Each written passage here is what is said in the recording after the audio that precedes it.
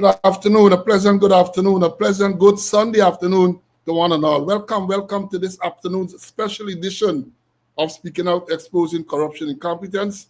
Today is Sunday, the last day, the 31st day of August in the year 2025. Tomorrow is E-Day, the day when we will go and get rid of this corrupt administration. So welcome one and all, welcome.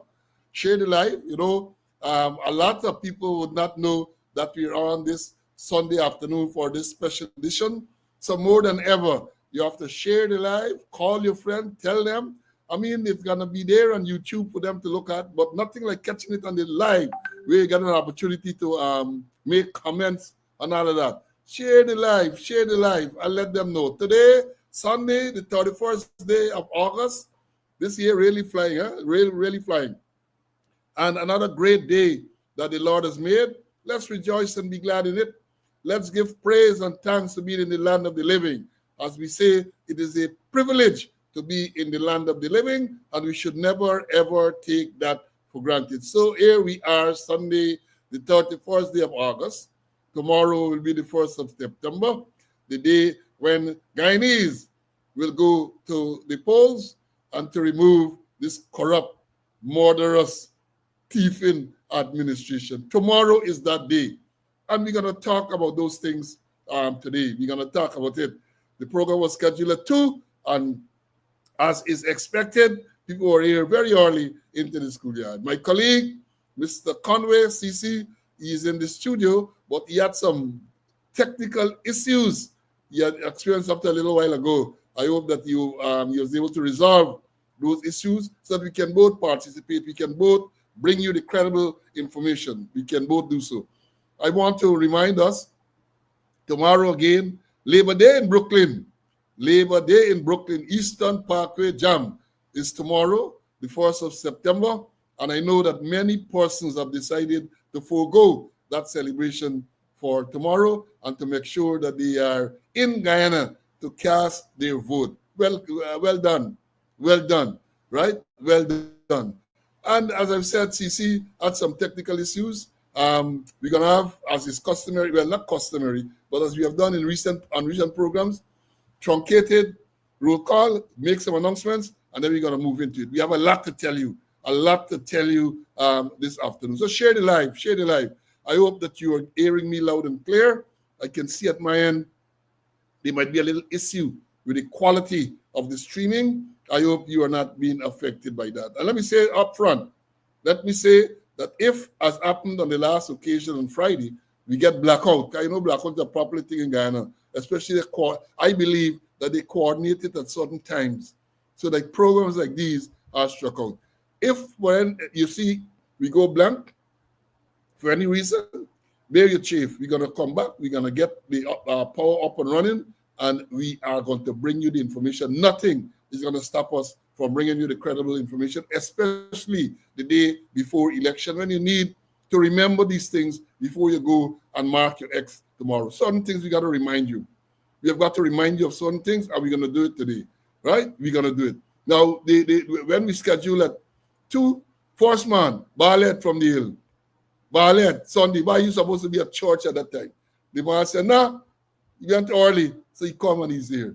Then we have Ulrich from West Dem, Ezzy, Peter, Aubrey, all the way from Canada. They all came at 2. John, Ian, Sean, then shortly, Sean came at 2:01. Trotty, Benji from Myconi, Anthony from Peters Hall in the East Bank, Sean from upstate, Diane. They all came very, very early. And then when we went, or when the school doors were open, we have, let me see who are the ones who came in first in the thing. We have Raquel came in first into then Owen, then you have Sister Triforza. Yolanda is here very early as well. Jason, and the list goes on. Stian, the list goes on and on and on for those persons who came in very early. Now, let me give you the announcements, and then we're going to move into the program. First announcement I want to make, this August month 2025, must be one of the bloodiest months that we can remember in recent times. Fatal accidents, I think there were at least 15 deaths on the road. We had murders, suicide. That woman in Charlotte Street, her husband killed himself, shot the child, 10-year-old child. We still pray. I haven't heard any update on that. So I think they say no news is good news. Hope he is doing well and on the road to full recovery. Then we had a security guard from Sheriff kill one of his colleagues, a female killed his colleague. Then last night, another security guard killed one of his colleagues at the just at the library there. What is going on? It's blood. And some people say, well, it's sacrifice and all this everything. I don't know. As I told you, I am superstitious. But you have to ask questions. All of these deaths in the month leading up to elections, all of these deaths. So condolences to the relatives and friends of that security guard who was killed. When you read the story, one stupid story, some argument over cell phone, and then the man stabbed you up several times, fell there into a drain, and then he died. And then the question is going to be asked to what type of people were they employing to be security? We have raised this before. What type of check they do on these people? Not only check the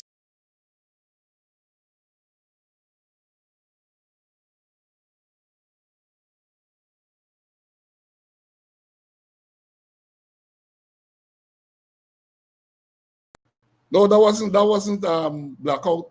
That wasn't blackout. Something just the thing just went blank a little while, and we are back. You said we're talking about the security. What type of people? What type of checks they do? Background checks to these people. All of them. And the thing is, security guards just taking in anybody. Well, I shouldn't say that because some good people, I'm sure, are employed in the security services. But it would appear that proper checks are not done to all of these people. That is what it would appear like, right? So again, condolences to the relative of that and friend of that security guard who was killed last night outside in Church Street there by the library. I think that is where they said it occurred, right? Now, birthday greetings. Let me explain birthday greetings. Birthday greetings today are going out to well, before I extend birthday greetings, I want to remind you all about Sergeant Vaughan, Don't forget, 520 days today, Sergeant Alex Vaughan shot and killed, they say, by one of his colleagues. They say it was an accidental discharge. Well, I tell you all over and over, it's only men when they're sleeping does get accidental discharge, right? I used to be, still am, a firearm instructor, and once you follow the rules, you can't get accidental discharge. 3 shots they said he got.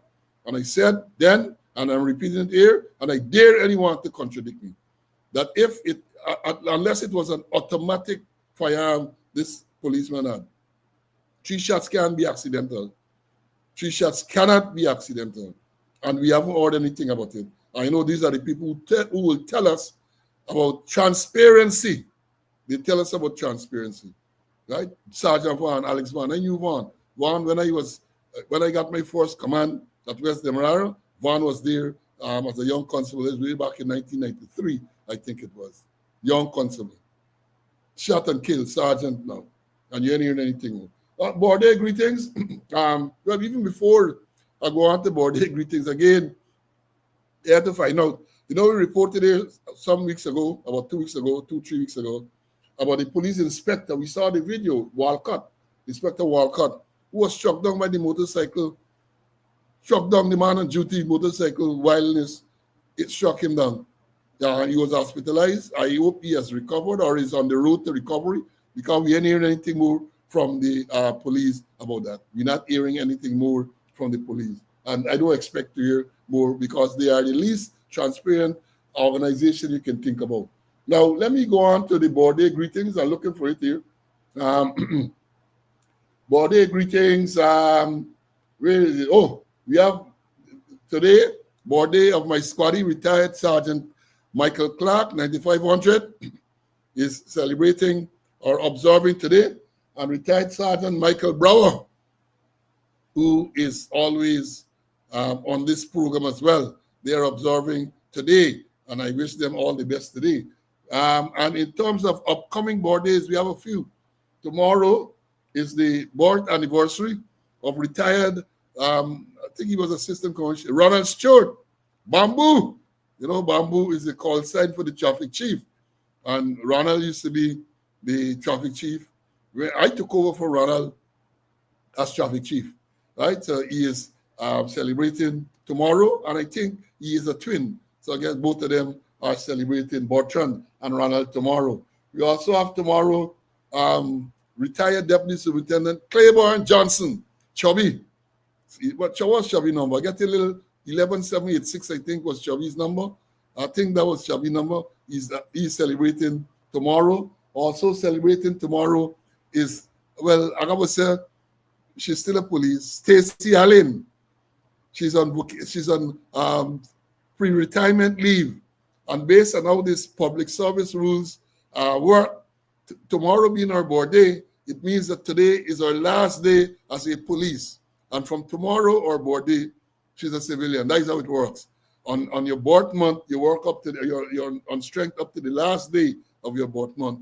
And from the new day, then you are off. So if our board day is tomorrow, then I suspect I might have misspoken there. I suspect then she has to go until the end of September. Yeah, end of September. And then, because she's still a police. Stacey, advanced board greetings. And a very good officer, I think he's a deputy superintendent now. CC would know him very well. Michael Newland. Michael Newland used to be in Boris. I don't know where he is now. Athlete, cricketer, sprinter, and all-round athlete. Michael is celebrating tomorrow as well. And then we have Dr. Mark Cotton, very good friend of mine. Dr. Mark Cotton is observing his natal day tomorrow. And I think on the 2nd, we have Senior Philip Azor, Senior Superintendent. It's on the 2nd, I think he is. And then on that same day, retired Senior Superintendent Lado. Ewan Graham, Lado Graham, he normally comes on the program too. He's observing in a few days' time. So to all those who are observed recently, who observe in the near future, happy birthday to you all. Now, let me bring in Mr. Conway, and let me hope he has overcome those difficulties. CC, welcome. We can't hear you. We can see you say we can't hear you. We cannot hear you. If you can hear me, we can't hear you. As I said, CC was having some difficulties earlier. Apparently, he has not been able to overcome those difficulties. I know he's going to keep trying. He's going to keep trying. Now, let me move on. Pace and power. You know, you had a lot of cricket fans around. Warriors got licks again last night. But let me tell you all up front, as I've said before, I'm a Guyanese, right? And I support Guyanese, right? Franchise cricket is not Guyana cricket. So all them who going crazy over Amazon Warriors, it is franchise cricket.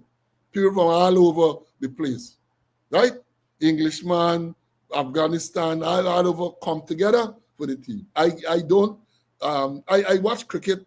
I watch because I like the game, but I can't get emotionally involved. Let me understand this thing clearly. That is franchise cricket. When Guyana playing, whether the name RP Eagles or whatever, I will support them. But with franchise cricket, I just watch the game because of the love of the game. So the Tech Licks again last night, and I am not bothered, right? Let's see where they will go, because I know the novel thing. They're going to tell them wait until they come to Guyana, and then given the fact that the wicket is normally favorable to them, they are going to catch up. But let me see how that will go. Now, moving on, let me see if CC is able to come back in. CC, can we see if we can hear you? Now we can't hear you, so I suggest that you sign completely out of the studio and try getting me back again. We can see you trying to say something, but we cannot hear you at all, not a single word, right? All right, so CC continues to have some issues there and so on. Now let me move on. And I got to pick the subject now because I wanted CC to be part of this discussion that we come to, why we should make sure that this thieving, kleptocratic government is not returned to office. We all have that opportunity tomorrow, right? Now, I'll try to jump around, skip around, because I really want Titi to be a part of some of the things that I have to say. Now, let me say this, and I say this without any fear of contradiction, without having to apologize, right?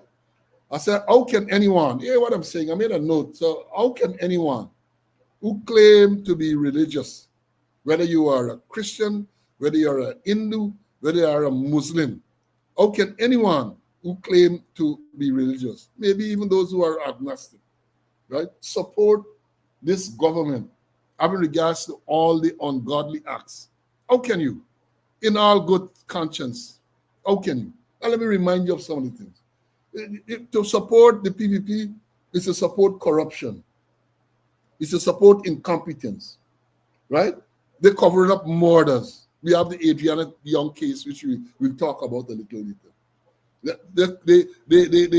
They cover up rape.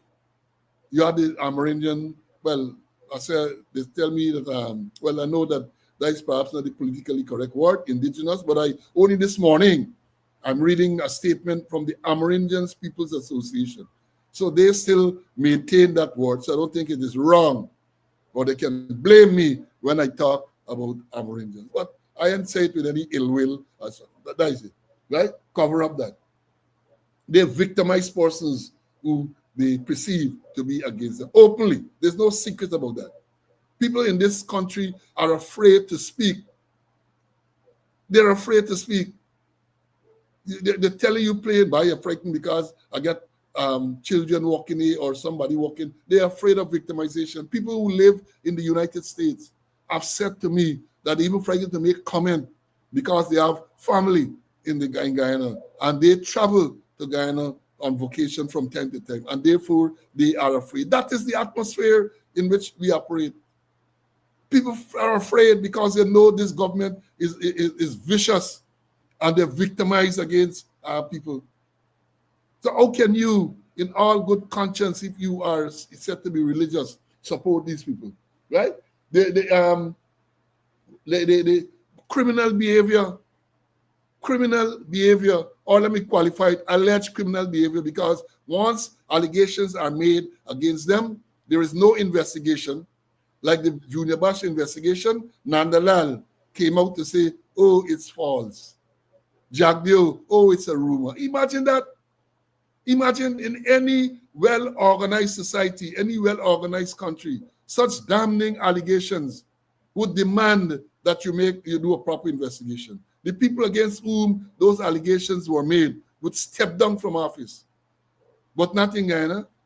Jagdeo Sugate, man, in his living room, he entertaining people. Let's understand what happened. Let's understand. He's the vice president of the country. Chinese come posing as businessmen. You entertain them in your living room, and then when allegations are made that allegations of corruption, you jump up and you recognize in your living room. You don't have an office. You don't have an office. Then you have the more recent one, where Junior Batch came and made allegation against the president, Irfan Ali, that he get deal, his partner's part owner, 5% deal and all them type of thing paid to you. They say it's false. They say it's rumor. Right? You want to tell me, given the details that man went into about the gold smuggling, the fact that he claimed that he was involved, he named the players, he named the actors, he outlined clearly how this thing operates, and you want to tell me that is not sufficient for you to do or to have a proper investigation done, and you're coming to tell people nonsense? Yeah? So corruption, criminal behavior, they steal. Yeah? You have a marginalization of people. A lot of people that came into office in 2020, a lot of public servants dismissed, just like that, because they want to pack the thing with their people, their sycophants, and their supporters, right? And look, let me tell you more. The weaponization of government agencies, police, GRA, and all those places, weaponized. And in terms of the police, as I told y'all know, most of the students here would know, I served for 37 years in the police force. And yes, we always had problems in the police force. We always had allegations of corruption. We always had allegations of improper behavior, unprofessionalism. But this day now we're going on beat all. This beats everything that you could even imagine. The commissioner of police confesses to taking $8.5 million from a businessman, Amir Ahmad. He says so in a statement. There's not an allegation made against him. He wrote that in a statement, $8.5 million. And look what has happened since then. There's several incidents with Amir Ahmad. The man bought impunity, so he can do whatever he wants. $8.5 million. You have all the other stuff, weaponization, charging. Look how many people they end up charging for no reason. On the flimsy of thing, the DPP inclusion with them. Winston Jordan, prime example, former finance minister. Annette Ferguson, former minister. Former member of parliament. Cheryl Duncan. And the list goes on and on. Charging people to go before the court, causing to spend a lot of money. I can tell you from personal experience. A lot of money. And then what happens? Matter get dismissed. In my case, we were asked to assist in revising the standing order, and when they wanted to get rid of me, because the others are collateral damage, trumped up charge for conspiracy to commit fraud, in that we received just over $10 million, 5 of us, to work to revise the standing order. When the magistrate delivered the decision on the 28th of December 2023, among the things she said, that there is not an iota of evidence. Not an iota of evidence to support the charge. Matter dismissed. Do you know, on today like today, serving policemen who were charged with us have not been reinstated? Policemen dismissed. The charge against them, criminal charge, dismissed on the 28th of December 2023. Almost coming on out to 2 years. They can't reinstate them. And you had a police inspector named Roop, who was charged with some sexual offense. First of all, they didn't interdict him for a long time. And then when eventually you interdict him, within a short space of time, the matter concluded and he's back in the job. He's back in the job. And I need not tell you that the people who are being victimized and not being reinstated are of a particular ethnic group. I want the ERC investigate that. But they're going to investigate that. They're not going to investigate. Group of a particular ethnicity reinstated, matter done reinstate. Long after these men, long after, and they can't reinstate them. And when you talk, they're coming. As I've said to you, I'm not afraid of them, you know. Let me read what I just tell you. Let it be known to all and sundry. And this is quoting from the attorney Anderson. Let it be known to all and sundry that I fear not yesterday, not tomorrow, not today, not ever any creature known to man, irrespective of the office they hold. I am not possessed of a spirit of fear. That's what you see Anderson said. And I got to quote him repeatedly. So I can talk what I got to talk. I'm going to talk and I speak the truth. I speak the truth. I don't come here to just make up things against people. I speak the truth. A lot of things I know, and because of the professional ethics, I don't talk. So I don't believe. A lot of things, you know, I don't talk. Certain information came to me when I was chairman and other things. I can't, because those matters came to me confidentially. So I would not disclose those things. But I still understand that. So yeah, they do that. Then you have the selective investigation and prosecution. That is well known. Allegations made, depending on who the person is alleged to have committed. Investigation, if you can call it that, because in many cases, no proper investigation, just couple statement, the DPP charge. Look how many matters end up before the court and they are thrown out for want of prosecution. It means that there was never a prima facie case. Thrown out for want of prosecution. Weaponizing of the system. And then others can do the gods, like Dharamlal and others. Do the guards? Nothing happens. Nothing. Darren Lal, 2 separate rape allegations against him. And he begging the PPP, they put PPP slate. I see they try to keep you in the background. He ended up no meeting and so on. But we must remember these things. We must remember these things. The PS at the Amerindian Affairs caught red-handed taking bribe. $200,000 in asset. May Thomas, they like to talk about sanction. The Mohammeds were sanctioned. Yeah, they were. May Thomas was sanctioned at the same time. The PS, and what they do? They move she from one ministry to the next ministry. Send her on administrative leave, so she's still getting money. She's still getting money. But when they talk about sanction, they single out Azzuddin Mohammed and his father. When all of them, including May Thomas, was sanctioned at the same time. So that's what you have. And let me say this, right? Let me say this. The national patrimony, right? Our wealth, the wealth of the country, the thieving, the destroying almost every ministry, bar none, involved in some type of corruption or the other. Almost. Look how they have National Tender Board and all them things. All those things are only there on paper. Look at the many instances where the evidence suggests that they didn't go through the proper process. That is what you have. That is what you have. The national patrimony go into family, friends, and favorites. Friends, family, and favorite. And you're telling me, in all honesty, that you can tell us that you are religious and you're supporting this? What religion is that would allow you to support this type of behavior that I just described? What type? What kind? What religion is that? Let me try to see if I can get Mr. Conway back in. CC, welcome back. Let me see. Can you hear me? Still having difficulties. Still having difficulties, right? Still having difficulties.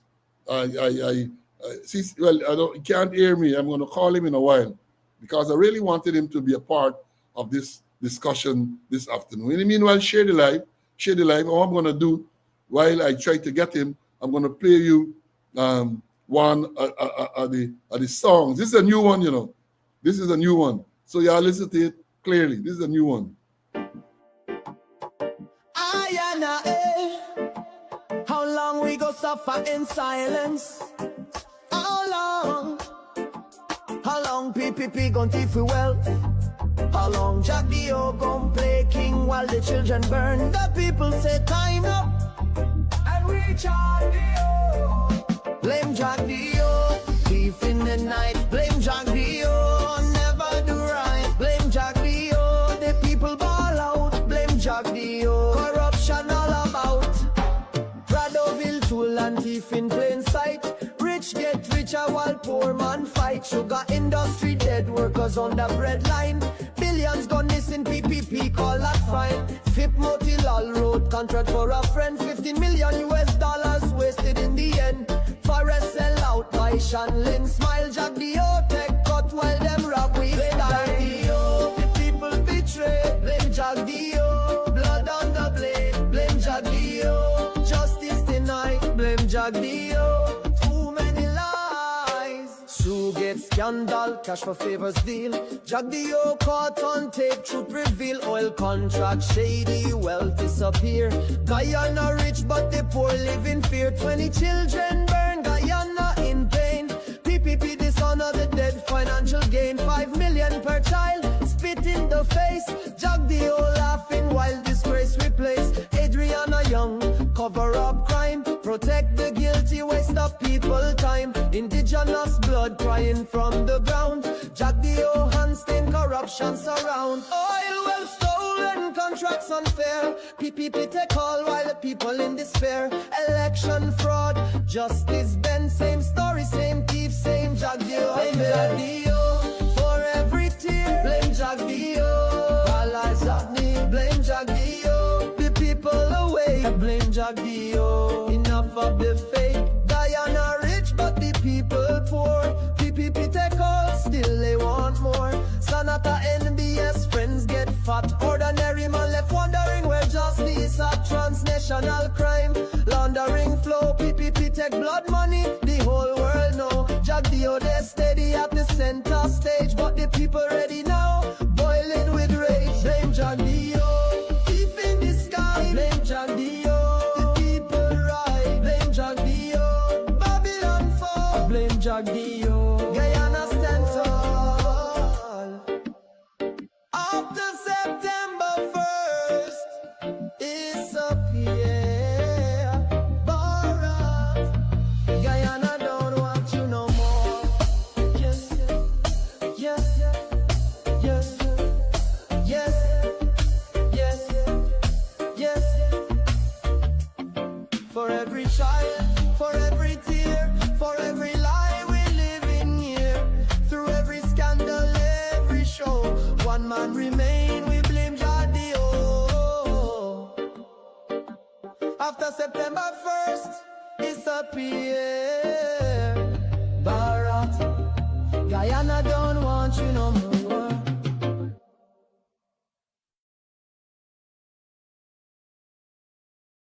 Taxi after September 4th disappeared. Guyana don't want you no more. Bharat. Right? Go your way. Bharat. Go your way. So I hope you all enjoy that new drop. That's what I got today. A new drop that I got today. Now let me understand this. All the things. When you listen to the lyrics. Truth. Man, identify all them things. Adriana Murder. Pradoville 2. Friputilal, all them things, truth, those things are there. The evidence is there. And I always talk about a particular one. Hold on, I see I get knocked out, some of the clips gone. Hold on. I always speak about this one. Y'all can remember this. Look. You know this gentleman? This is a minister. He was a minister in the PPP administration, the USA. Viciously murdered. Right? Nothing, Demendo. Nothing. No investigation, you know. One of the old minister murdered. Every year, his family will talk. And only he, some of his siblings, I think 2 other family members were killed. And the security guard who was guarding them there at LBI killed. Nothing, the old minister. Though, and they talk about transparency. You have a minister of your government brutally murdered, and you hadn't even bat an eyelid to say you're going to have a proper investigation into what led to his death. And his family, as I've said, every anniversary, the family will write. I think they're in Canada because Satsa was also, I think he had Canadian citizenship, right? You can't, how are you going to forget those things? How are you going to forget? And let me tell you this. I spoke earlier about, I mentioned the $8.5 million Amir Ahmad. When you believe that it can't get worse with E and others, they find some way to get even worse. Talk like countryman, you know. When you think you can't get worse, they get worse. Over the weekend, I'm going to play, let me play you all the video first, and then we are going to talk, at least I, Mr. Conway, get in by then. I'm going to talk about it. This one, listen carefully, friend. Listen carefully. Here it is.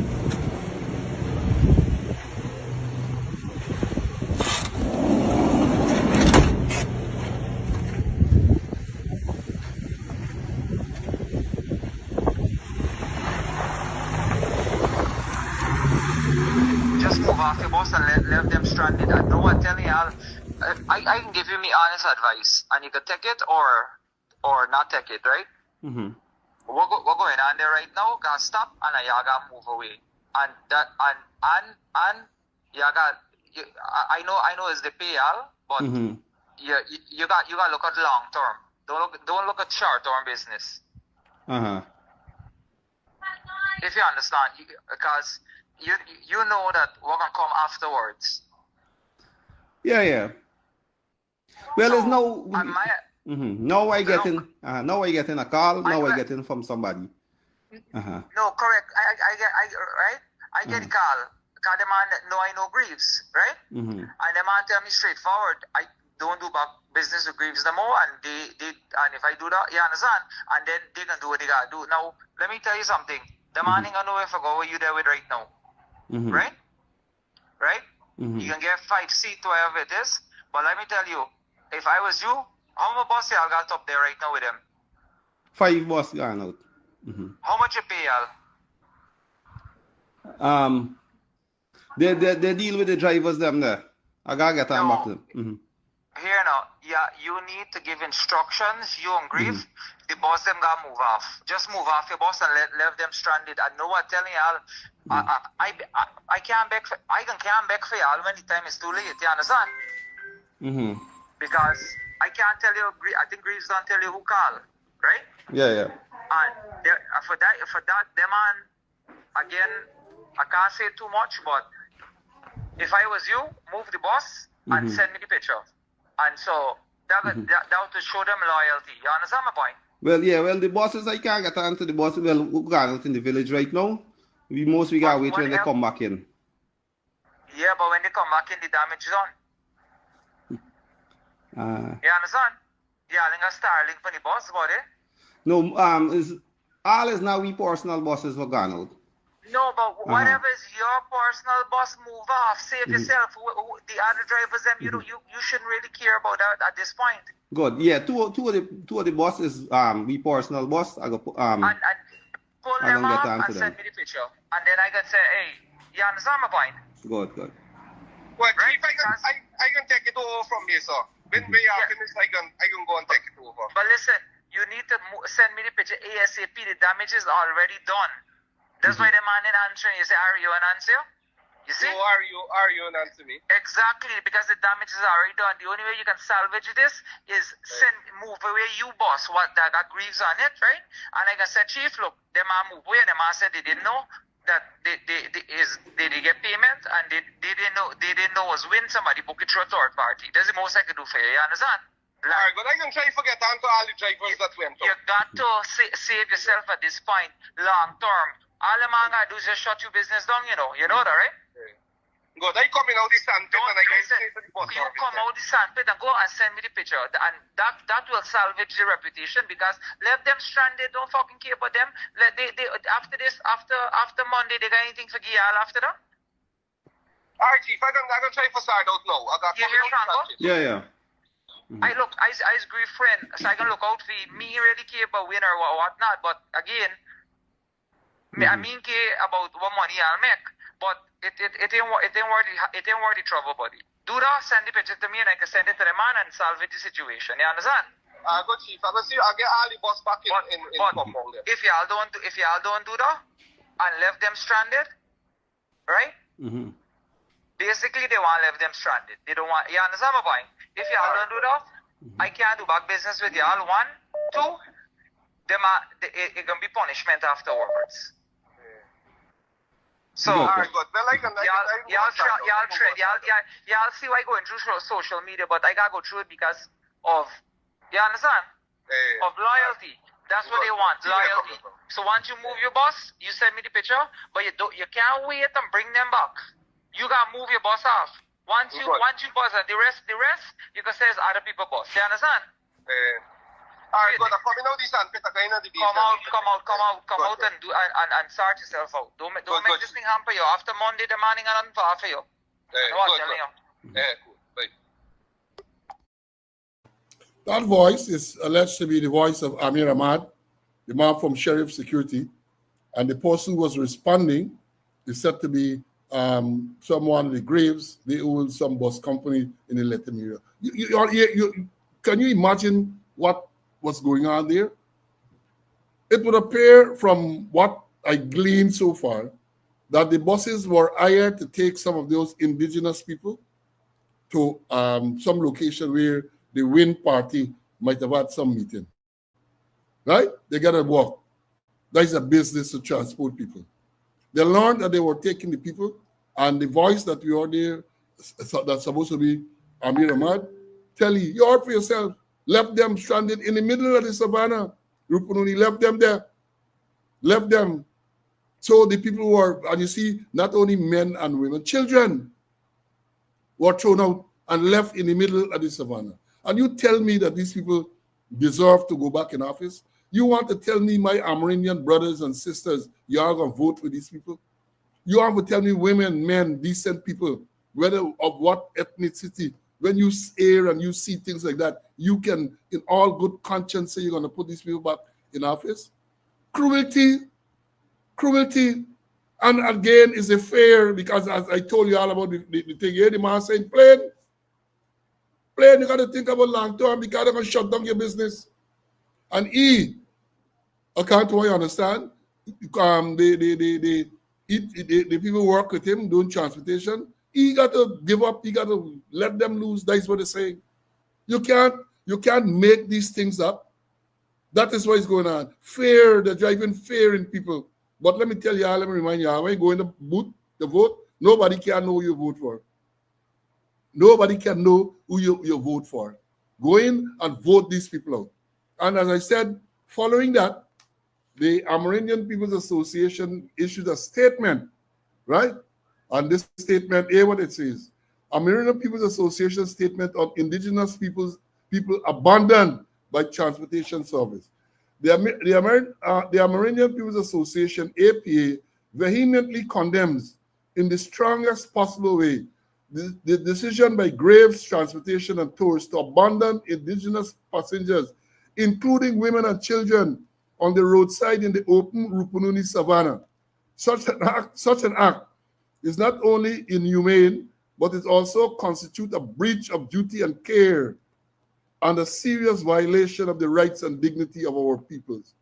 We demand that indigenous people's choice of political expression be respected and that all political parties condemn this action by Graves Transportation and Tours.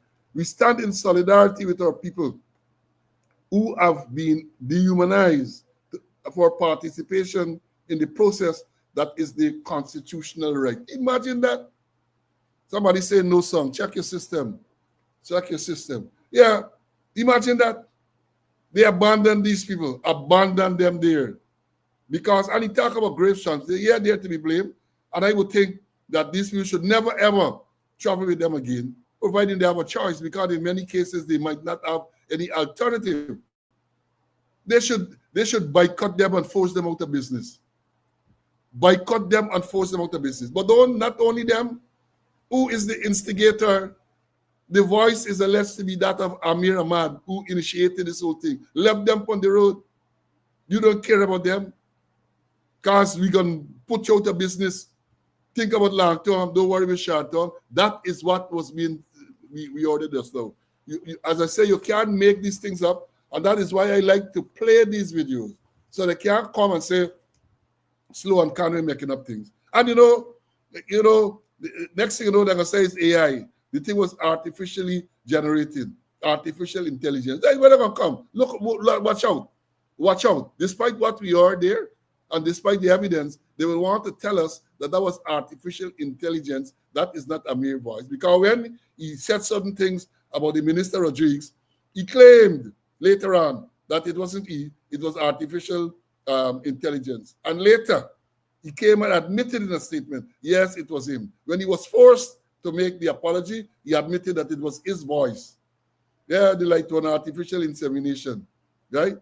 That is what you have in this place. And you know, in fairness, Graves, at least one of the brothers, because I understand that it might be three of them running this transportation business, one of the brothers came out with a statement. And let me play the statement of the brother. Let me play so you can have a full picture of what actually transpired. Good morning, my fellow people of Region 9 and fellow Guyanese. I come to speak the truth and get myself clear out of this mess that my business is in. The bus service is run by three brothers. Unfortunately, one had to make a rational decision yesterday evening, and it didn't turn out nice for the bus service. The bus service is owned and run by Franklin Greaves, Dylan Greaves, and Jared Greaves. Unfortunately, we never tie up ourselves with politics. We never get involved in politics before, but yesterday, I get a call for a paid job, and my aim was to get the job done. I distribute the job as I would normally do to all the drivers in the service. I just distribute the job out to the bus drivers. In a group, we just discuss it. Hello guys, the work is out there. Bam, bam, bam. Let's go about doing it. It's a paid work, and get it done and off with it. However, Delan as an owner, he works with Amir Ahmad, which is the owner of Sheriff Security or Sheriff Constructions, because Delan do some construction work with him. Out of the blue, the guys, the bus drivers was carrying out the work. Delan get a threatening call, a real threatening call that he run to me panicking. He run to me panicking, call up and said, if we need to save our bus service, we need to do it by the time for, we need to do it now so we could save our bus service, or else we won't have a bus service by time tomorrow morning. That was his exact words. I was shocked. I asked Delan on what grounds, who will shut us down within less than 24 hours. However, he go about all the explaining, the calls and the threats and the calling. He eventually joined me in on a three-way call, and that is the recording that is out there. I played it calm as a normal businessman, played it calm and said, okay, I'm gonna see how I deal with it. Unfortunately, I left about to continue my business as usual. Delan took it upon himself and tried to clear his name. He's working for Amir Ahmad, Sheriff Construction, and I don't know what was the arrangement, if it was just threats to get that video done. However, he went about behind, knowing to anyone from Greaves Transportation and Tours to do a video just for Amir Ahmad. Just for him, do a video and send it there. Unfortunately, he did the video. When the video was already done, we heard about it. With panic, we tried to get another vehicle to go get the passengers and get them to the destination. The video is already out. The voice recording of the phone call is already out. I'm just here to clear the story and to apologize to the people of Region 9, to my fellow Amerindian brothers and sisters out there. I am a son of the soil in the Region 9. As a businessman, plying my trade on a daily basis. I do a lot of advertisement on social media. I do a lot of reach outs. I try to reach out to the people. I do a lot for the people. Never intimidated by politics before. I always there for the people and put in my business force on a daily basis. I stand with support. Well, I stand I would say in support, in trying to support my brother now after being pressured and intimidated to lose our only family business. Our only family business, we are pressured to lose it within 24 hours or within the next morning. By time tonight and tomorrow, I will no longer have our bus service will be gone. That's the exact words. So we acted, we in general panic. We panic and rational decisions was made that led to a terrible tarnish and victimized by the people and by the political party that is trying to victimize our service. So I just want to get it out there to my people. That is the story, short in a nutshell. If any explanations, if I have to do any follow-up videos, I'm willing to do it. If I have to do any interviews, my business is at stake. My threats is coming into me from both ends, from all around. I getting my threats. I'm just a businessman out here, not a politician. Thank you very much. Yeah, you know, victimized by the political parties. PPP, man, say it. This Amir Ahmad acted on behalf of the PPP. Tell them to throw the people out the bus. He said so. He said that. And then, I want you all to understand what was going on there, because according to what is being said by Amir, and the man with whom he was having the conversation, and now this other person here, basically they have to provide PPP with the evidence that they abandoned these people. That is what it is. That is what is being said. They have to provide the PPP with the evidence. So this video that we saw there that was being made was to satisfy these sick people that the driver of the bus abandoned these people in the middle of the Rupununi savannah. And then he come and he dancing. But also other thing he's saying, rational decision. What was rational about that decision to abandon the people in the middle of the savannah? You call that a rational decision? Self-serving it may be, but that was not a rational decision. And for that, I maintain, notwithstanding all the explanation that he tried to give, the people in that region should boycott that bus service. Let her work with Amir Ahmad alone. Because remember, here we said the brother with whom Amir had this conversation works with with Sheriff Construction. I understand what's going on there, I understand who works with Amir with Sheriff Construction, not the security, not the hospital, not the work with Sheriff Construction. So they use that as leverage. They use that as leverage to tell them, hey, if you abandon these people, you ain't get to work for me any longer. And I need this video to show the boss or the bosses to show them, right? Because that is the only way you can salvage, that is the word he used, your reputation, for us to show, right, that you abandon these brothers and children in the middle of the savannah. And then when the master going to pick them up, no, the damage have already done, don't worry, pick them up, left them there. Oh, and these people talk about a caring government, Priya Manikchan and them just run out. Oh, because we care less. That is the way caring people operate. That is the way caring people operate, to abandon those people. I mean, this thing is so egregious, and I'm disappointed that more people have not come out and condemned this action and call it for what it is. Is a PPP operative by the name of Amir Ahmad, the man with Sheriff. He is the man we heard his voice. He acted on behalf of the PPP. I was saying, well, nobody didn't tell him possessor, or nobody didn't instruct. He doing it because he believes that's what they want. That is what they want, so he's doing it on their behalf. And according to what the people say, when the We Invest in Nationhood Party, headed by Azuddin Mohammed, had some activity, and the people might have been going to the activity. So that is their response.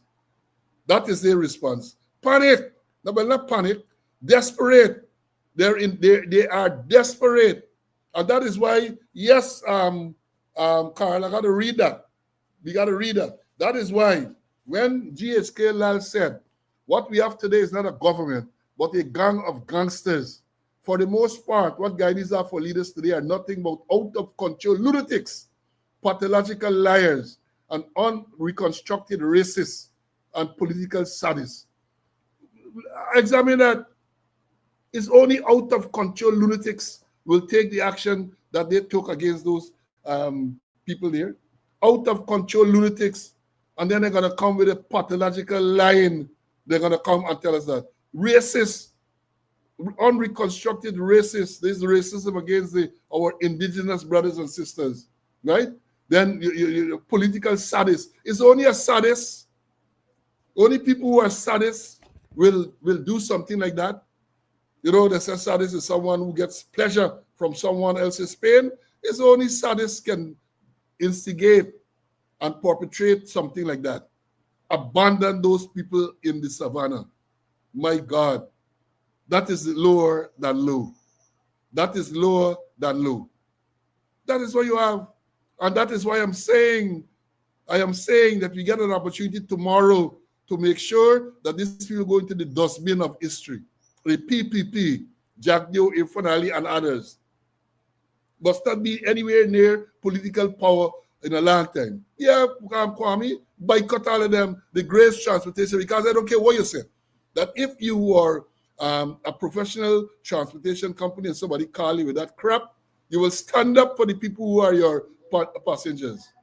You will stand up and support them and say, well, look, I understand this, but I can't abandon these people in the middle of the Rupuni Savannah. Children are here.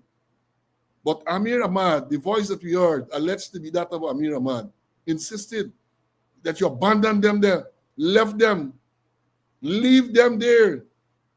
Children, you know, remember that children, they have no concern. And they talk about a caring government, they can be caring, but they did to Adriana Young. Cover up the murder. They were complicit in that. Cover up the murder of that child. And you want to tell me again, I got to repeat, that when time comes tomorrow for you to go and vote, you can go and mark your X against that cop? No way. No way. Have a conscience. You know, man told me, you know, let me tell you this. Man told me, he said, over the past couple of years, he has benefited a lot from the PPP. Because he flattering them, and they're giving the ass out of thing over the past 2 years. He said, but boy, I got a conscience.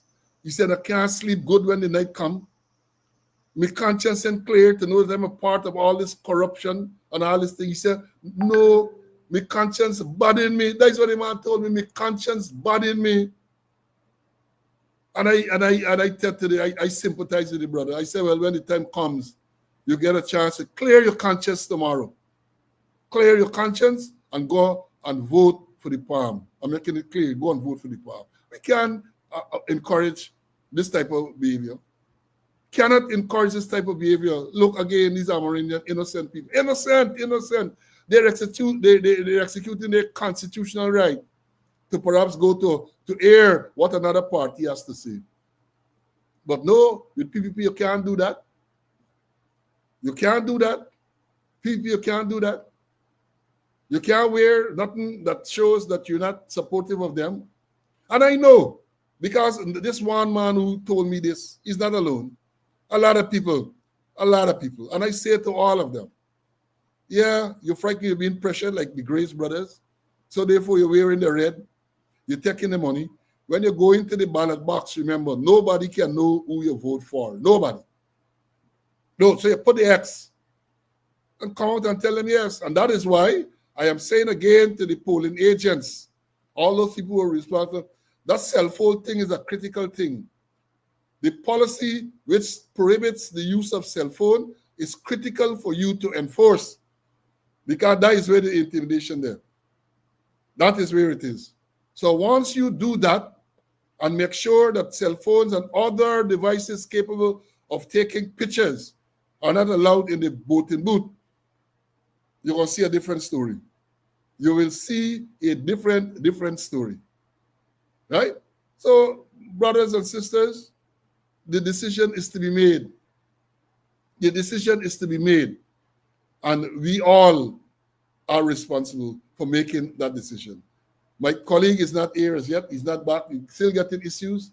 So therefore, what I'm going to do, well, before I go into the next one, let me play another song, and then I'll call him to see if I get through with him so that we can think. Let me play a next. Let me give it. I can't do Barlet. Let me get a next drop. Let me drop a next tune. Here we go. Ooh, let me go. The honor and dignity that made us proud of our country. Have we forgotten our motto? One people, one nation, one destiny. Oh man, me again. Boy, in a wealthy country like this, I cannot understand why the fear of poverty should depress our countrymen when we got sugar, bauxite and rice in commercial quantity, diamond, lumber and gold, alligator and camudi. We need a change. Give us a change.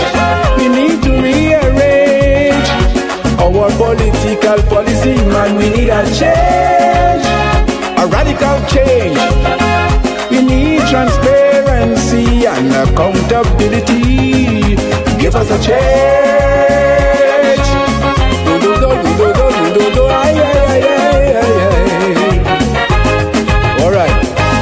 no more will we take it. This old time politics that ain't making things better. When we ignore the rule of law, man is money laundering, gun, drugs and human trafficking, political misgiving, corruption and contract murdering. We need a change. Give us a change. We need to rearrange our political policy. You should know by now. We've had enough. So you can put the old policy where the monkey does put the nuts. Yes, a lot of countries not as rich as we. Mama, yo, they're living happily while we fighting poverty. Well, let me tell you now, we na Lungera. As Nagamutu says, we na ni Makarama. And if you ask Mr. Roy, he go tell you, vote and bite we. We need a change. Don't, aye, yo, yo. One don't have to be a rocket scientist for one to calculate the heartache poverty create. We blessed with natural resources, with gallons of oil pouring down, where peace of mind can still be found, with a lot of paisa for everyone. We need a change. Give us a change. We need to rearrange our political policy. Man, we need a change, a radical change, to eliminate job insecurity, to eliminate crime with impunity. Give us a change.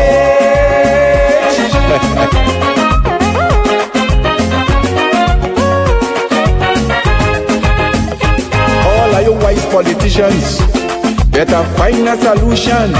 Cause if the master won't forbid, we will get a big revolution. Sharing jobs and property to friends and family, monopolizing the media in order to spread propaganda. We need a change. Give us a change. We need to rearrange our political policies. You should know by now. We've had enough. So you can put the old policy where the monkey does put the nut. Oh, you're out of the country, not as rich as we. Mama, you're dead living happily while we fighting poverty. Well, let me tell you now, we na Lungera. As Nagamutu says, we na ni Makarama. And if you ask Mr. Roy, I'll surely gonna tell you, vote and bite we need a change.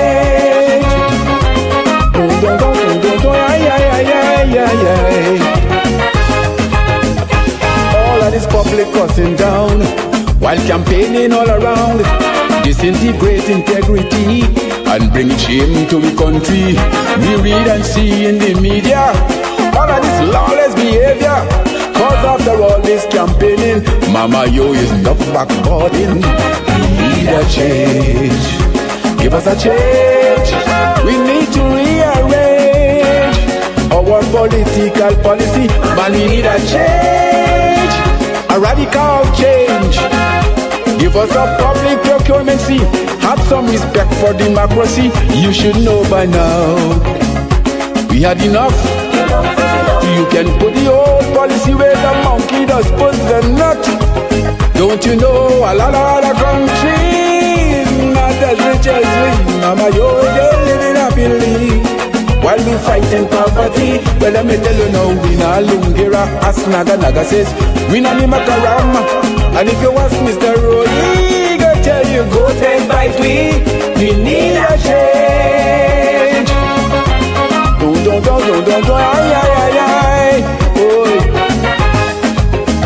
We need a change.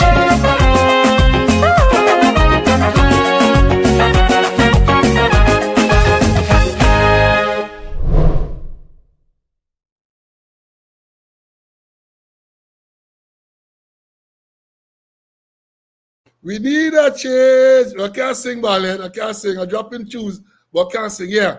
We need a change. Ask Nagamutu, he said, we don't need Makaran. And even Clement Roy said, go 10 by 3. We need a change, and that change is tomorrow. Tomorrow, the first day of September 2025, an historic day. We will go there, and we're going to vote these people out. We're going to vote them out. Yeah, I am convinced that with all that they are doing, oh man, we must open the eyes. All they're doing, we're going to open the eyes, right? And this one, gonna stop dancing. We're going to open the eyes, you're going to stop dancing.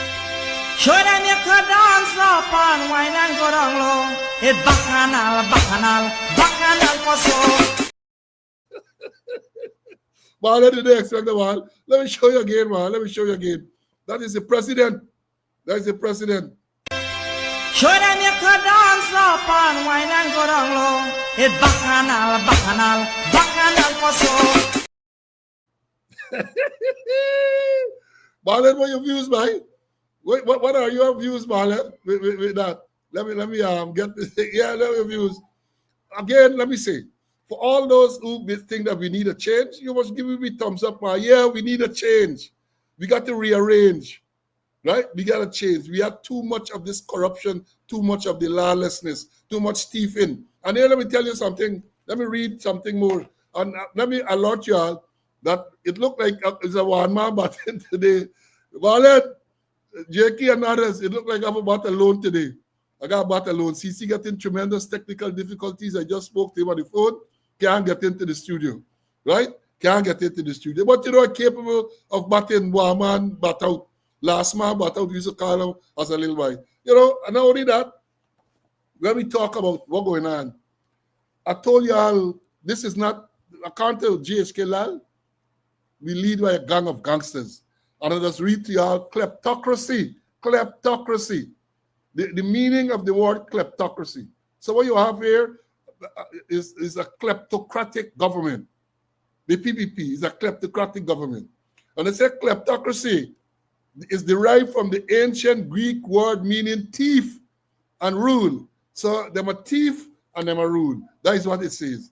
And they say it refers to a form of government where leaders use their political power to enrich themselves at the expense of the public. This often involves stealing public funds and resources, bribing officials, and using international connections to launder the stolen wealth. Kleptocracy. Let me break it down even further.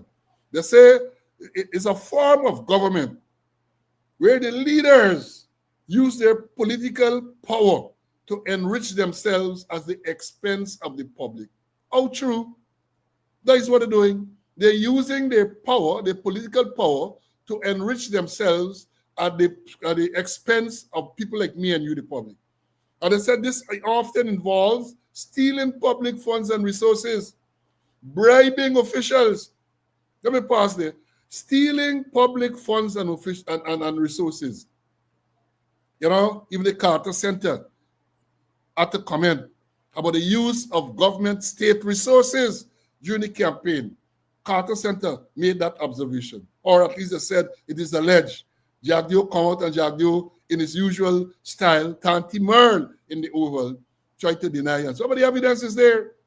The cash grant database, which is government property, PPP, the political party PPP, even though we know the lines are blurred, they are using that database to call people and ask them all sorts of foolishness. And I am going to make a complaint.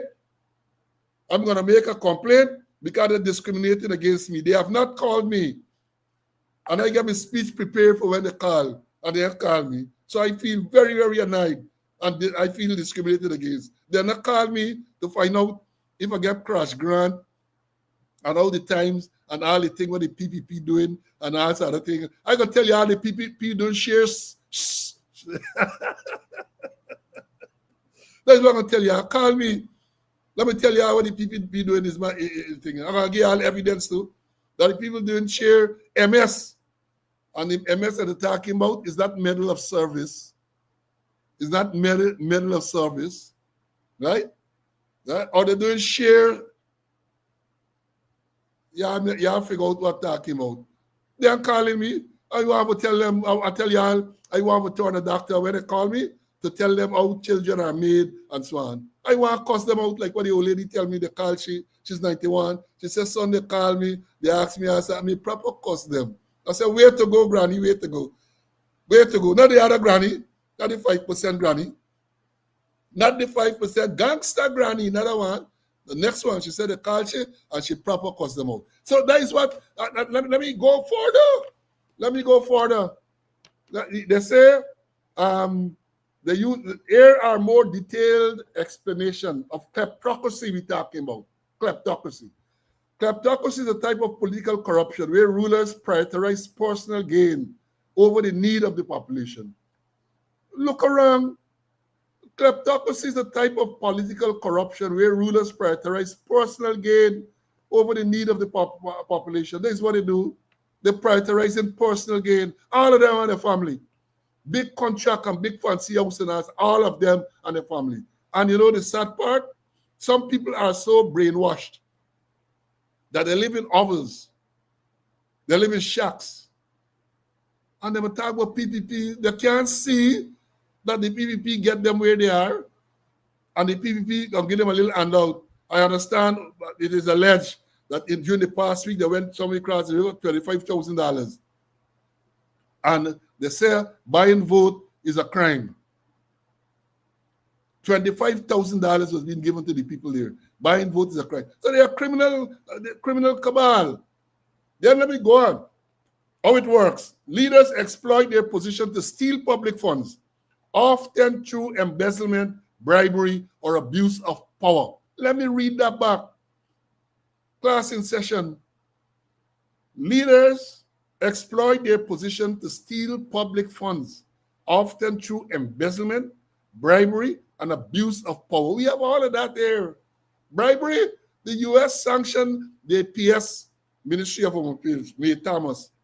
For corruption, they said so. It's not Slow and Conway saying so. The U.S. government said so, that she's involved in corruption, government official corruption, dealing with contract, dealing with firearm license. Them says so, the U.S. says so. And you know, I want to sound racist. When a black man like me say it, you're going to say lie. When the white man say it, you're going to believe it. That is what it is. That is what they say that, they said it, they wrote it, that May Thomas involved in corruption, and that is why they sanctioned her. Right? And you know, so therefore again I say, when you come to go there tomorrow and make your X, well, I'm not going to call them because I believe that tomorrow's thing, all of us designed, and look, I can cack it out here now. I'll let them come and try to change the tactics. If they are so concerned for the welfare of voters, you're so concerned, watch and see what's going to happen going forward. Them call done. The calls are finished. Maybe they're going to call up to tomorrow and today. Tomorrow they might call, or you for go and vote for them. But after then, it's done. It is all designed to the using the state resources, which is the cash grant database, to political. Using it unlawfully and illegally. They're using it. They make a shame.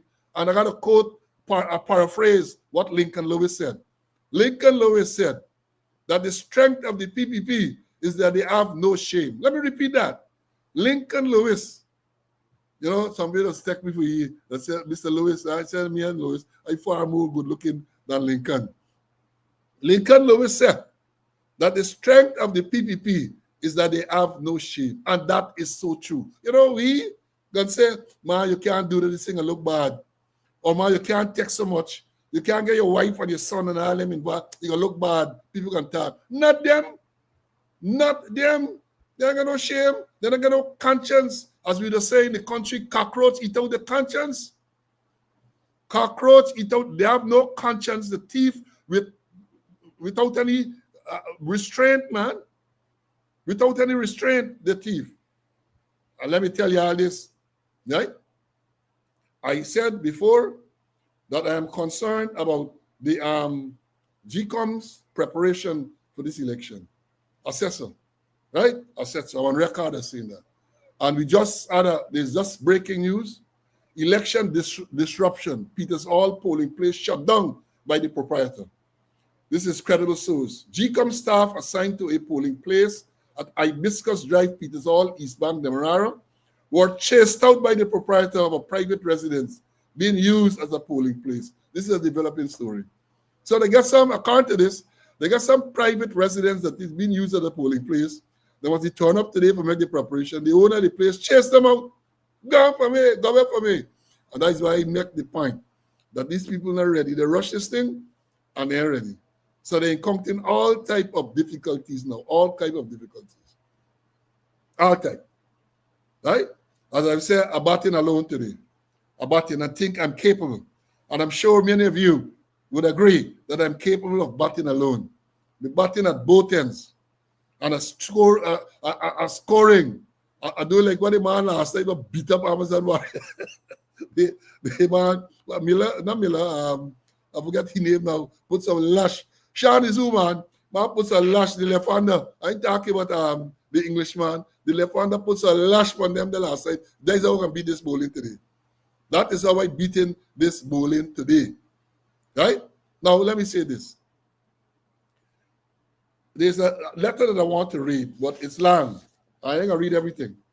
But I have put it on my no, before I go there, let me go to before I do the one, let me go into this one with this out-slave arrangement, this out-slave tag by Anil Landwell. Right? Let me play it for y'all. Again, I said I don't like to quote these people and misquote them and so on. Right? Let me say, let me play y'all. This is a short thing. Just about 32 seconds. Listen to it. This is Anil Nandalal, SC, MP, Minister of something and legal affairs and so on. Right? Here From the time you try to exercise that freedom, they insult you. They call you big batty African. They call you house slaves. They call you the nastiest thing. Well, I want you to tell them that the national hero of this country is Coffee, and Coffee was a proud and upstanding house slaves. Nothing wrong with being a house slave. Now I find that comment so offensive. That Coffee was a proud house slave. How can you ever hear about any proud slave? Even if he worked, look, that thing got me so pissed. And then I posted something, and then the product of the expired traumatized sperm. You know, they got one of them who is a product of an expired traumatized sperm. He come and he making comment and tell me, well, that he's slow in school and all that. Yeah, I was slow in school, but I'm not the product of an expired traumatized sperm. And for those of you who don't know, let me explain what I mean. You see, I teach in Colin Monroe, yes, is the function. I'm teaching. This one, who we refer to as the product of the expired traumatized sperm. His father was charged with murder. Father shot and killed a man, right? And therefore he was in jail under remand for some time. When the trial started, due to the brilliance of Sir Lionel Lacu, the father got off, was released from custody. And this product was born about 9 months after. So you could understand what we're talking about, the sperm that was ejected by his father, traumatized sperm, expired. God, the farmer was an old man, expired, traumatized sperm. He come for, say, he showing shades at me. Are you come? Are you ready for you? I come. Are you ready for y'all? Yeah, come. Thanks to them for telling me about it well, entertaining the crowd, but passing on information. So Anil Nandalal made that statement. And let me tell you something. You got to take it in context. Anil Nandalal is making a statement saying that Coffee, our national hero, was a proud house slave. How can you had any house slave that was proud? Proud of being slavery? You had any slave that was proud? You know what slavery was? The most atrocious crime ever committed in the history of mankind. And you refer to our national hero, Coffee or Kofi, as a proud house slave? A man who led a rebellion,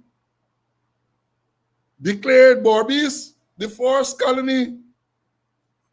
You know, as I said in the post, when you want to talk certain things, not only law book, you must thief. You must thief little history book too, because they're going to tell you, Because even though he was there doing what he did, he led a revolution. Declared Barbados as the first colony, General Kofi, right? They were proud, man was proud. And then, yes, Fred, as was to be expected, well, 0-0 not, the man who licensed the Lick Batty, 0-0 not, James Bond, came out and defended Nandalal. He came out to defend Nandalal. He said that he know Nandalal and Nandalal is not a racist. Nandalal is the man who declared some time ago that I'm a chatri. Like James Bond, you know what he meant by that. He declared that he's a chatri. Nandalal, by now he was in chat 4 or chat 5 or chat 0, like James Bond. And a man like that making a statement like that, you have find it offensive. I have seen people of Indian descent over the past 24 hours commenting and chastising Nandalal for the statement that he made, scandalizing the statement. And then here again, I said context, you know. Let me get hold on. Let me pull these things together. Right? Here am I wrote it. Well, let me say this.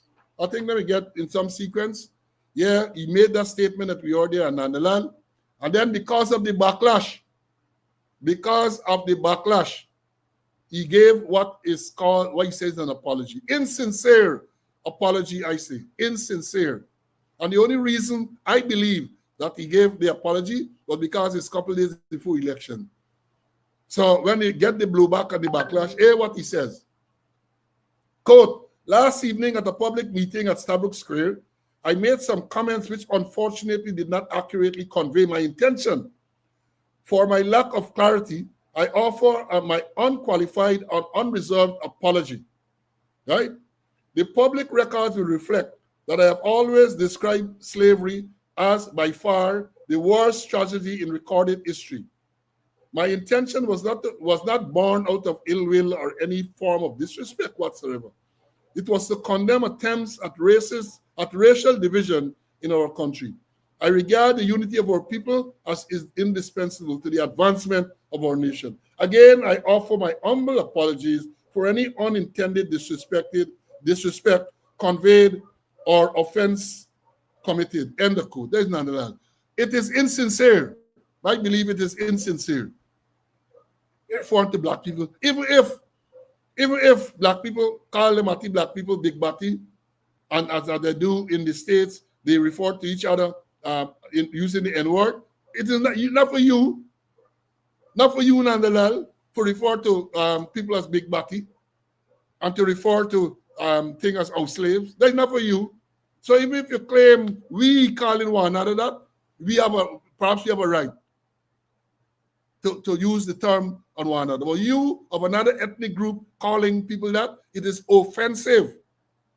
It is offensive, right? And then again, when you take things into context, because remember, let me tell you, this same Anil, you know, apart from saying it's a chatry, hear what he had said, and I'll give you all the date and time. Well, I left out the date and time, but yeah, January. Y'all read, this is January 11, 2011. Here we say. This is now, well, this is the Anil. Here we say. Quote, we came as beggars, and today we are kings, and East Indians have dominated every sphere of life in this country, in the area of politics, law, finance, business, literature, sports, and you name it. Anil Nandalal, that is a creditor. He made that statement, they say, on January 11, 2011. So a man who proclaimed some time ago that they came as beggars, and today they are kings. He's talking about the indentured laborers who came from India, Calcutta, wherever they come from, to replace the slave labor in Guyana. After slavery was abolished in 1830, they came. Here we say we came as beggars, and today we are kings. And East Indians have dominated in every sphere of life in this country, referring to Guyana.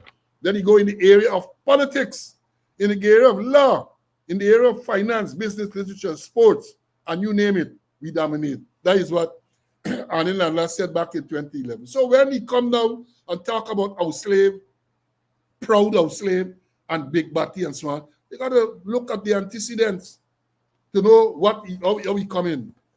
And then for James Bond, well, James Bond, apparently your nose went so far up the people backside that you can't see nothing else, you can't smell nothing else, but all them fart and all them shit spilling in your face. I'm going to be brutal today. Understand again, you know. Nandalal made this statement, I think it would have been Friday night at Stabrook Market. Right? Following the backlash, Nandalal felt obliged to issue an apology, insincere though it was. Right? But James Bond feel obliged to come out and represent and defend Nandalal's statement that he made there about Big Batty and our slave. James Bond, 00 not license to lick Batty. Right? That is what. Imagine that. Nandalal made a statement, and the man who made the statement at some stage felt, I can't do what he said. He said he made some comments which unfortunately did not accurately convey his intention. For my lack of clarity, I offered my unqualified and unresolved apology. That is what Nandalal said. Nandalal apologizing, but James Bond defending what the man said. James Bond defending and the man apologizing. Can you imagine that? And when they call it our slave, that is a different type of our slave. They're not a coffee type, because coffee uses knowledge and the system to stage a revolution to try to get rid of the oppressors. I don't think James Bond doing that. James Bond therefore drink soup. Who ain't drinking soup, drinking mulligatawny. That is what's going on. Disgrace. And that is why he's saying people like James Bond are BICOs. B-I-C-O. Because, you know, in the U.S., the Republican reports to sound them as RICOs, R-I-C-O. They say, not RICO, rhinos, rhino, R-I-N-O. They said they were Republicans in name only. Republicans, he is a BICO. He is black in color only. James Bond is black and others. But he seems to be the one who comes forward all the time. He's black in color only. And he and the people like Leno Craig and Mark Phillips, they're representing this black brother. When Leno Craig or Leonard Craig came out there and telling people, I see the money from the thing since then. PVP get a little, again, because election, people get conscience and shame.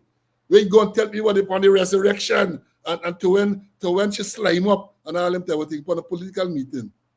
That is what he went there to do. The men representing me, the men representing this black brother, right? Let me understand. So yes, Barnett, he's a BICO, B-I-C-O. He's black in color only. Only. The likes of James Bond. Black in color only. And I have no apologies to make about him. Because again, I say, Nandalal made a statement, which he claimed he recognized the statement might have been offensive. So therefore, he offered an apology. Insincere, though I think it is, he offered an apology. For the record, we showed he offered an apology. And what happened? What happened? James Bond defend the thing, but the man basically say he didn't mean it that way, but James Bond defending it. The like 20 a lot of them, Mark Phillips, people without any say, Utah, Clifton Aiken, then many of them, you know, they are there as ornaments. They have absolutely no say, except for when they use them and they weaponize them against their own kind. Because at the end of the day, they go to the United Nations, like Pulauri Joe did some months ago. Pulauri Joe, they sent him there to the United Nations when they were talking about the rights of Africans and so on. They sent a BICO there. They said, no, we are not discriminated against. We are not discriminated against. That is what they said. We are not discriminated against. Who they sent? They sent Onigualdron. They sent Pilorijo. In case you all don't know who's Pilorijo, Joseph Hamilton. Right? He's Minister of Labor, Joseph Hamilton. Grasshopper Joseph Hamilton. He from the adjoining village where he live. Triumph. So I know he good. He used to be PNC. Then he used to be Rabbi Washington, selling plantain chip, dressed up with the dash of kikini, walking around the place and he planting chip. Then he went, when GGG formed, remember, Good and Green for Guyana, he and the next woman there, Patricia Chase Green, all them went with Hamilton Green. Then when the fall through, he go back PNC, then now he there with PPP. But as we said, the saying say, nobody don't trust a turncoat and a traitor. They're going to use you. You're there, they're going to use you. Right? Yeah, Mr. Conway got some technical difficulties. He's unable to make it. We trying, but he can't make it. Right? So, yes, that is what they are. Put them there, ornament, decorate them. So when the people make things, oh, we have, look, the Prime Minister is a black man. Biko. Oh, the Minister of Trade and Foreign Trade and International Relations, whatever the style is a black man. Not a Biko. Oh, the Commissioner of Police is a black man. A Biko. Right? And there are many of them. Look, the alleged pedophile, Kwame. They say, oh, he is a black man. He is a Biko. So we understand it. He is a Biko. So that is what we're talking about with them. Let me move on to the next issue. You know, as I said, some people get conscience, you know. Some people have conscience. This is what I'm going to read to you now. It's a long thing, right? So what I'm going to do, I'm going to read excerpts, and I'm going to tell you where you can find it. Let me tell you up front. This what I'm reading, I have put it on my social media pages. So it's on my personal Facebook page, and it's also on Speaking Out page. So you can go and read the whole thing for yourself. This is somebody right to say why I no longer support the PPP. Why I no longer support the PPP. Right? He said, buckle up.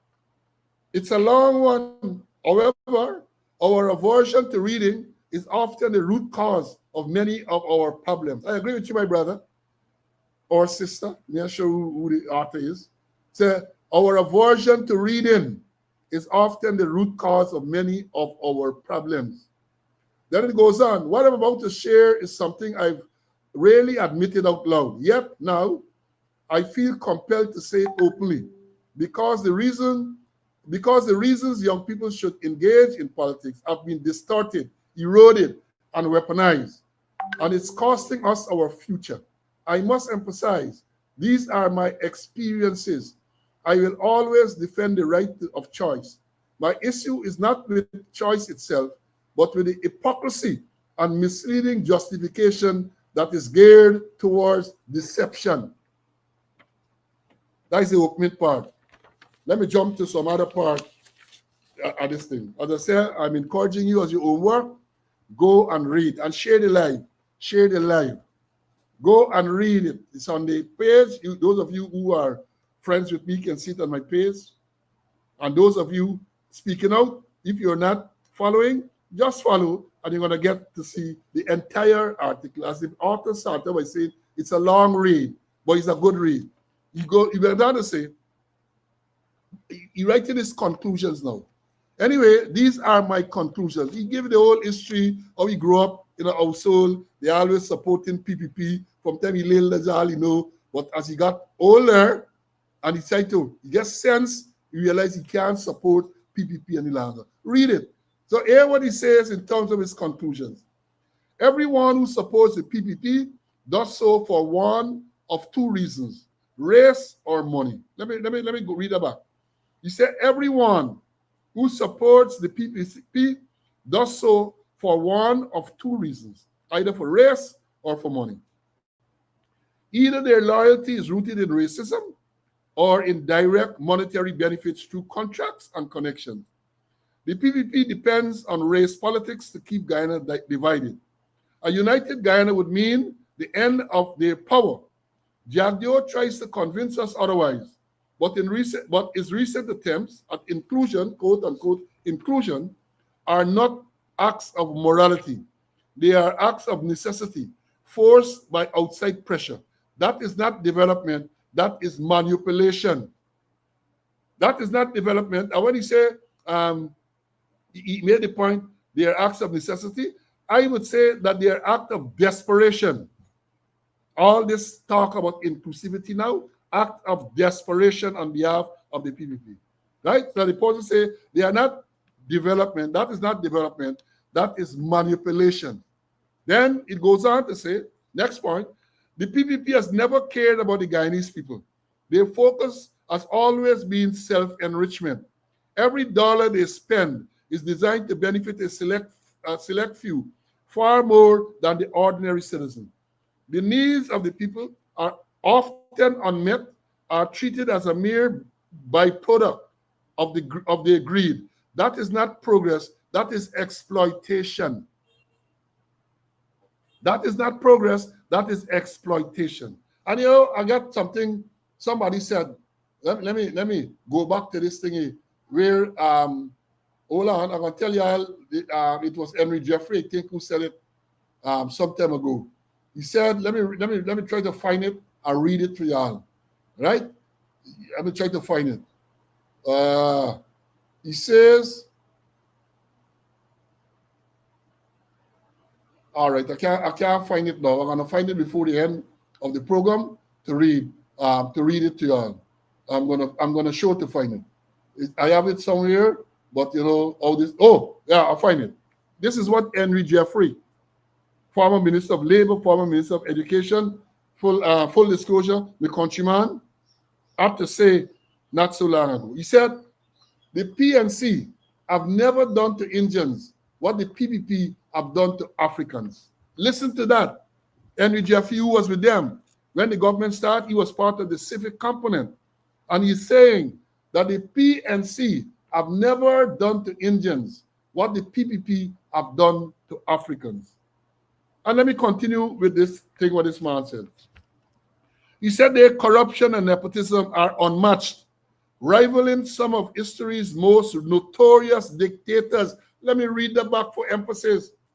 This person is saying that their corruption and nepotism are unmatched, rivaling some of history's most notorious dictators. It has reached the level of a national security threat. Jerry Gabaya? It has reached the level of a national security threat. Women are abused, children are murdered, and justice is denied. We saw it on live television. A police commander here is referring to Mandal, deliberately misleading grieving parents at the scene of their child's death. The result, no justice, no accountability, just reassignment. That is not development, that is deception. Profound. Profound. Again, go and read it for yourself. It goes on. The PPP has actively sold guidance to foreigners, especially the Chinese. They have overseen, even orchestrated, the destruction of Guyana's own retail businesses in every sector. Here, what? Let me read that back. He's saying they have orchestrated, or they have overseen, even orchestrated the destruction of Guyanese own retail businesses in every sector. We all saw the documentary where a Chinese businessman bragged about having the vice president's ear, admitting that bribes were all it took to do business here. That documentary won one of the world's most prestigious journalism award. Yet in Guyana, nothing changed, no accountability. Nothing changed, no accountability. So, they might refer to the Sugate, interview. For those, here what he's saying here now, he said for those who keep insisting that Bharat Jagdeo is some kind of economic wizard, where's the proof? Under his watch and under the PPP's rule, one major industry after another collapsed. Lin mine gone, gold collapsed, logging failed, sugar gone, rice struggling, the Barbies Bishop River Bridge failed, Amelia Falls failed, agriculture failed, education failing, gas to energy already failing. Outside of a handful of overpriced and corruption-plagued roads, hotels, and schools, what has the PPP actually achieved? Even their so-called successes come wrapped in controversy. Don't ever forget Lynn Mine was sold, but Gaisuko enjoy monumental bailout every year. Again, let me read the back. He said, don't forget that Lynn Mine was sold. That Lynn Mine, Linden, the bauxite company, was sold.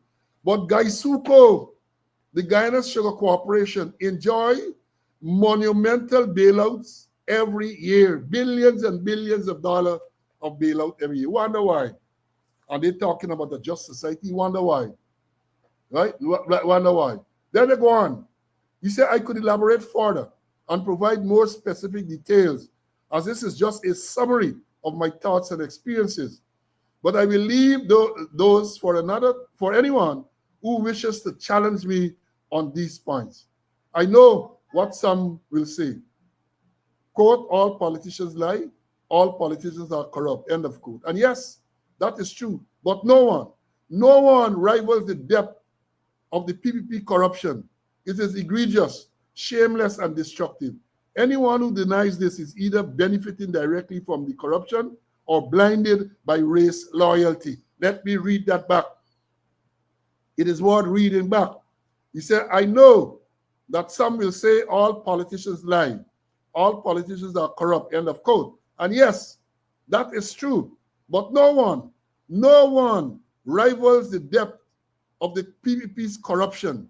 It is egregious, shameless, and destructive. Anyone who denies this is either benefiting directly from the corruption or blinded by race loyalty, such as 009, and others. When they claim that the PPP is not corrupt, it's either they're getting some soup, or if they are a particular ethnic group, then the closing ranks. Social closure, ethnic closure, that is what it is called, right? Let me say, let's go on. This is, and hear what he says here. He says, this is precisely why WIN terrifies them. So this is precisely why the WIN party, We Invest in Nation Node, terrifies them. He said with WIN, the race card doesn't work. WIN proves that most Guyanese are not happy with the PPP's governance, despite what they want us to believe. The fact that a party formed less than 3 months before an election gained such traction speaks volume. Again, this is not a support for WIN. That entity is just as culpable as Jack Dio's PPP, and they funded the blood that ran in the streets in GT, allegedly. So I cannot support the PPP simply because, one, I don't vote based on race. I vote principles, ethics, and morals. The PPP has none. Everyone has a policy. But what good is the policy if it is wrapped in controversy? I cannot forget the oppression nor ignore it because it continues to this day, just more discreetly. I don't agree with you. The oppression is not discreet any longer. Open the oppression, open oppression, right? It goes on, I cannot forgive their corruption and disregard for people, no matter how many roads, bridges, or schools they build. The imbalance is unforgiving. I simply cannot support a party that overwhelmingly favors murder of children, rape of minors, and abuse of women to protect a friend or of the party. There must be a line that must be clearly drawn, regardless of who you are and who you know. It goes on. To those who are morally dishonest, and intellectually bankrupt, this is not about supporting the PNC. I reject them just as strongly. This is not a partisan comparison. This is the reality, my reality, as it is for many more. Too much evil. Guyana does not need more excuses, more corruption, and more division. Guyana needs a government that cares. Guyana needs a political overall. Tomorrow we'll get the opportunity to bring that overall. And then here what the man say, the last paragraph, a PS, postscript. You know what's the kicker? Avid PPP supporters confirm that everything I said here is 100% true. However, I cannot fault a person for supporting what benefits them. The man is saying, or the person, I'm not sure if it's the man or woman, saying that Everything he says in this, or they say in this letter, avid PPP supporters are said that he's 100% correct in terms of the corruption and all of that. And then he goes on to say, however, he can't fault them for supporting what benefits them. They are looking at what benefits them. James Man looking for place in the sun. James Man get charges before the court. And you know what happens when PPP supporters get charges before the court? They disappear. The DPP withdraws, discontinues, null prosecute those charges. Then you like it to hear that files are missing. You like it to hear that witnesses cannot be turned up, witnesses are not there. And then one of the tricks that you used to use, I remember that well when I was a police officer. There's a matter there before the court, and you turn up to give evidence, and it is postponed.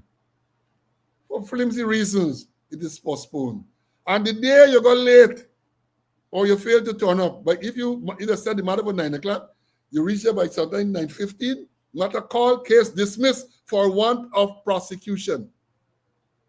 Corruption, for want of prosecution. Folks, again, having regards to all that was said, you want to tell me any right-thinking person can go tomorrow and put the X against the cup? No way, man. No. You must have a conscience. When you sleep tonight, well, some of us know clearly. Clean conscience. We're going to go and we're going to vote to get rid of them. But if, per chance, you have people still sitting on the fence, if at this late stage, still people are still sitting on the fence, convey to them what is said in that letter. Convey to them. Tell them what is revealed here. As I've said, don't necessarily tell them what's close here. Go on the page, print it, read it, and see. I'm not sure that the name of the person is there, but profound statement about what is happening in this dear land of ours. And we, as patriotic Guyanese, have an opportunity to correct that tomorrow. We have the opportunity. This is not about sitting on the fence, because remember, let me pull up a few, this slide. One moment. Look a slide here, look. After all these years of corruption,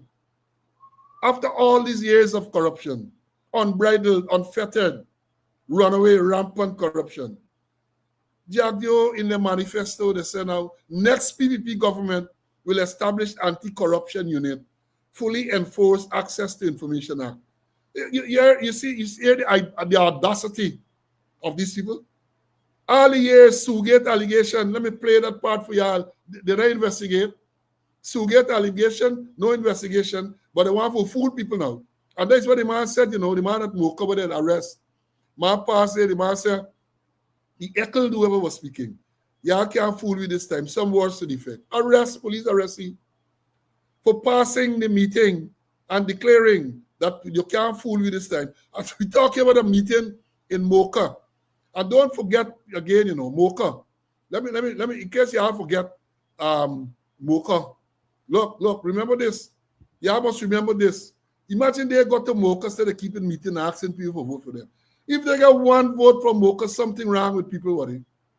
If they got one vote from Mocha, in regards to what they did to the people of Mocha, just in case you know, Mocha is a village on the East Bank, and ancestral lands, Black people village.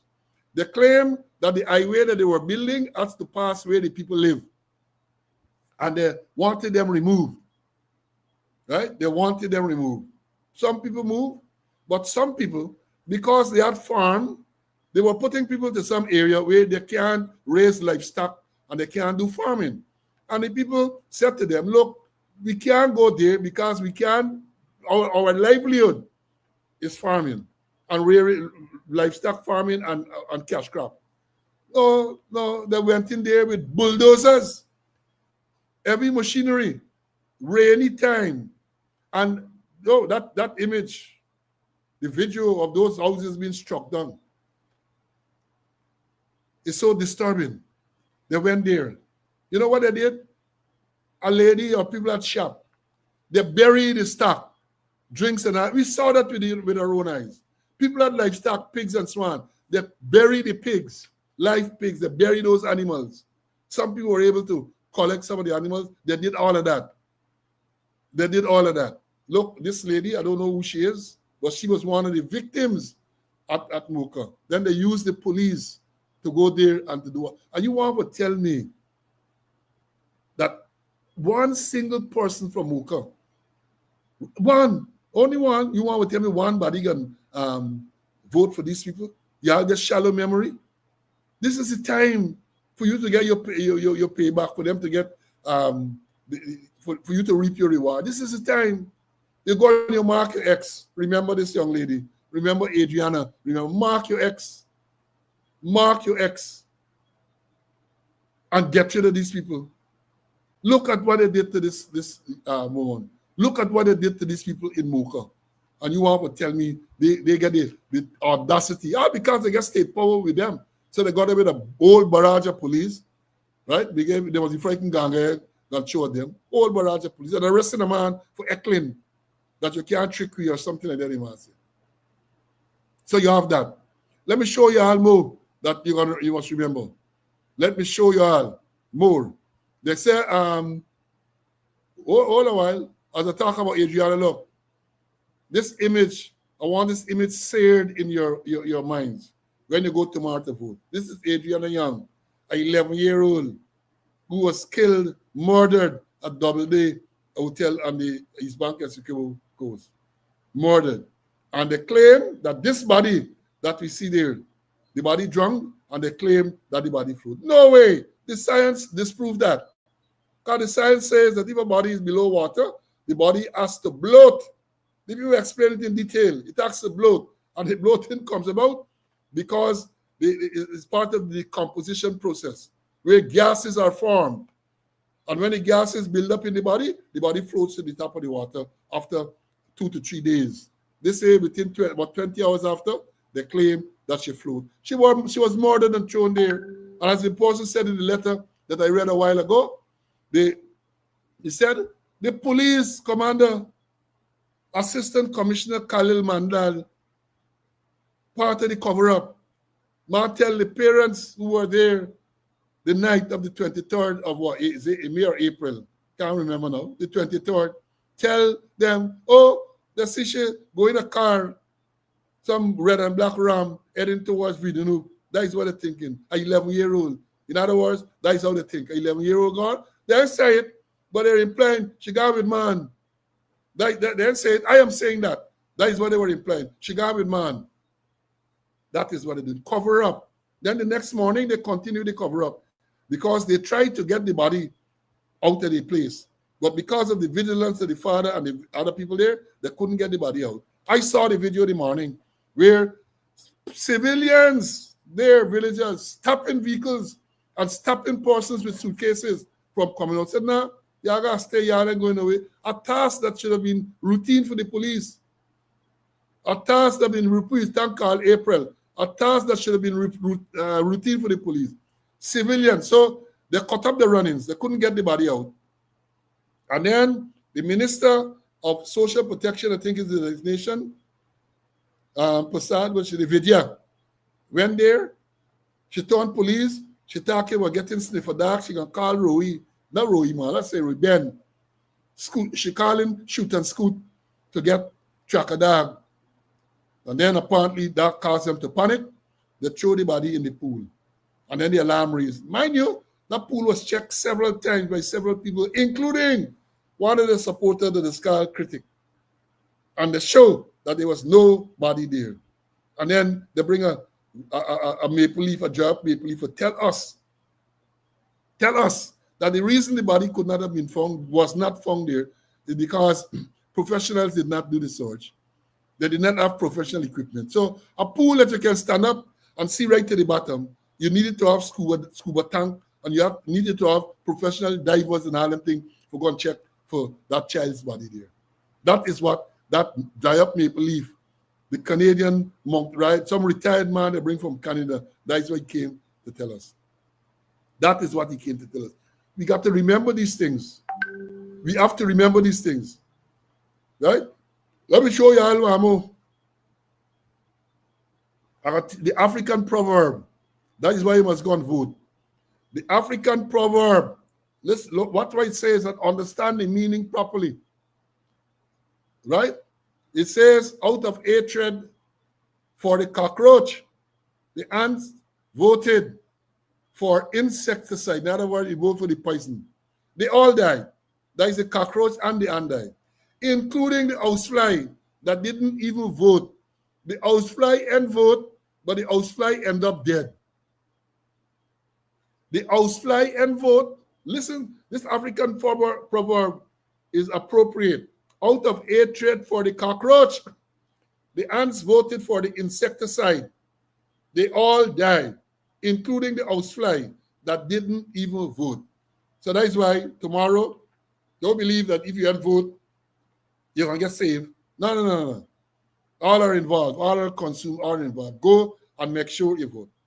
Make sure you vote. I have a word for the people, the first-time voters. I hope that the political people and so on will make sure that they know exactly how to vote.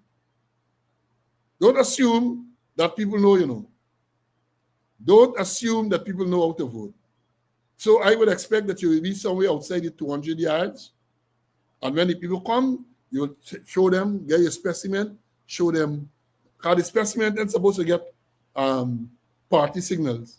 The specimen is supposed to get a rat, a dog, a cat, an apple, and then you show them you voted, put your X this way. Don't let it touch the line and vote at the top, vote at the bottom. And when you're done, make sure that the 6-digit stamp is on your thing, because they're going to do everything. It has been alleged that many of the workers are supporters of the PPP. They're going to put them in strongholds of the coalition. And when you come in there, if you're vigilant, they're going to spoil your vote by refusing to put stamp on all sort of thing, so it can't come. So you have to be extremely vigilant. They're devious. The last time, 2020, was statutory documents not in ballot boxes. That was what I used them. I believe this time they're coming something different. I remember the last time there, my report, Anil, your name Carlin. That was Amna Ali. Anil, your name Carlin. She shouted out. This time, they're coming with more things. They're going to come with us out of Spanish man, people from Bangladesh, people from India, people from Sri Lanka. They're going to claim them as Commonwealth citizens, because while they are Commonwealth citizens, I think the law is they have to have been here for at least a year. Many of them ain't there for no year. Many of them have not been. Y'all got to be vigilant. You got to be vigilant because they are determined. They are desperate. They are desperate. They're going to do anything. They just look at you and call you thief. Imagine that. Man who accused of bribery. Man who accused of corruption. Man who thief. They're watching at people and calling you thief. But you know what they say? When you point one finger, sir, it's 4 pointed back at you. They can call people thief. The biggest thieves in any government ever. Y'all tell me this, man. Tell me this. You name any era in this country, any period in this country where you have had all of these credible allegations of thieving. Credible allegations. And let me be fair. When Chedi Jagan came to power in 1992, October, came on a slate of clean and lean. The party that Chedi Jagan brought to power in 1992 is not the same PPP. It's not the same PPP. All the principles of Chedi Jagan have been thrown through the window. Your own children said so. His children have said so. Hijacked the party, hijacked by Jagdeo, who is now completing his 3rd term and want to get a 4th term. God is not a re-election of Irfan Ali that they're coming. That's what they're using. That's what they're saying. But it's going to be Jagdeo 4th term. Because remember, history lessons. Remember, I continue to say that when Jagdeo, 3 things Jagdeo should not talk about. 1, democracy. And the reason why I said so, because when he came to office in 1999, he was not democratically elected. Right? It was a manipulation of the Constitution. Let me explain. Let me explain. People say they like where we explain these things, like where we teach. Cherry died. Cherry became president in 1992, and before his term was finished, he died. Sam Blines was the prime minister, and according to the Constitution, he became the president. Sam Hines, same order in Washington now, became the president. When they went to the next election, 97, I think it was, Janet Jagan said that Cherry tells she must take over the party. On his dying bed, that's what she said. So she became the presidential candidate, and they won, right? So she won, she became president, and she appointed Sam Hines as the prime minister. So he was prime minister, then he was president, and then he was reappointed prime minister, right? And in 1999, this is where the manipulation came. Sam Hines resigned as prime minister, and Jagdeo was appointed in his place. And no sooner than Jagdeo was appointed, Janet Jagan resigned. So Jagdeo, the prime minister, became the president, and then he reappointed Sam Hines. Manipulation. That's not democracy. Manipulation. So you can't talk about democracy. And let me tell you something too. Because in 2003, I think it was, when there was a constitutional reform, that is when they introduced term limits, meaning that a president cannot serve for more than 2 terms. To have a constitutional amendment of that nature required 2/3 majority, right? So both parties had to agree to it, which they did. They agreed. When Jagdeo's second term was coming to an end, they challenged the constitutionality of that amendment. They challenged it, claiming that such an amendment required a referendum. And Ian Chan agreed with them. Ian Chan, the late Ian Chan, and who know Ian Chan, know Ian Chan, or who knew him. He agreed. The thing went to the CCJ because they start to say now that what they meant is that no, you should not serve for more than 2 consecutive terms. They included the word, or they inserted the word consecutive, meaning what they were saying, that if you serve 2 consecutive terms, you got to come off, but you can come back again after them. CCJ said, no, not no consecutive, 2 terms, that's it. So 2 terms, and he was out. He brought in Darren Ramatar. 1 term, Darren Ramatar out. Coalition came in. Now they bring Irfan Ali. Now let me tell you all this, in case you all didn't recognize it. Bharat Jagdeo is the only PPP president that ever get re-elected. Let me repeat that. I talking up for Cherry died, so he couldn't run for re-election. Then I told you about the manipulation with Janet and Jagdeo and Sam Hines, right? Then what happened after that is that when the election came, right, Ramatar in 2011, they had before that. As I said, Jagdeo came, Jagdeo won, Jagdeo was re-elected. 2011, new president went the 2-term and they lose the 2-term argument. The thing, Ramatar, 1-term knockout. Minority government. That's what they're afraid of, Because when Ramatar was president and the parliament decided they were going to move a no confidence motion against him, you know what he did? He prorogued parliament. In other words, he dissolved parliament. The records are there. We got to remind you all about these things. And some of the younger ones, I know we have a lot of young students, might not know these things. He dissolved parliament. And under pressure, they had to call elections. When they called election 2015, they lost. They lost. No, again, I say only Bharat Jagdeo was ever re-elected. They lost. 2020, with all the manipulation, all the alleged corruption and thing, Irfan Ali turned president. Now they say Irfan Ali running to be re-elected. But they know the record and they know the history. They know the record. You re-elect for what? What have you done to be re-elected? You have presided over the most corrupt government in the history of this country. So much so that the Speaker of the National Assembly had to ban the word corruption from Parliament. Imagine that. Imagine that, Mansour Nadir. And you're going to check to see what the meaning of the word Nadir. Mansour Nadir, the speaker, banned the word corruption from parliament. So when you're debating, you cannot use the word corruption in parliament. The most corrupt government in the history of this country, but you can't talk about the corruption in parliament. That is what we are. So let me walk you out through the thing. We never re-elect no PPP president again. So Jagdeo just completing his third term because everybody knows Jagdeo running the show. He goes there on Thursday, he speaks on behalf of the party, he speaks on behalf of the government. Everybody knows he in charge. It is alleged that many times decisions are made by others and he countermanded, change the decision. He is the man running the thing, right? So this re-election they're talking about, they want him for a fourth term. That ain't happening. That is not going to happen.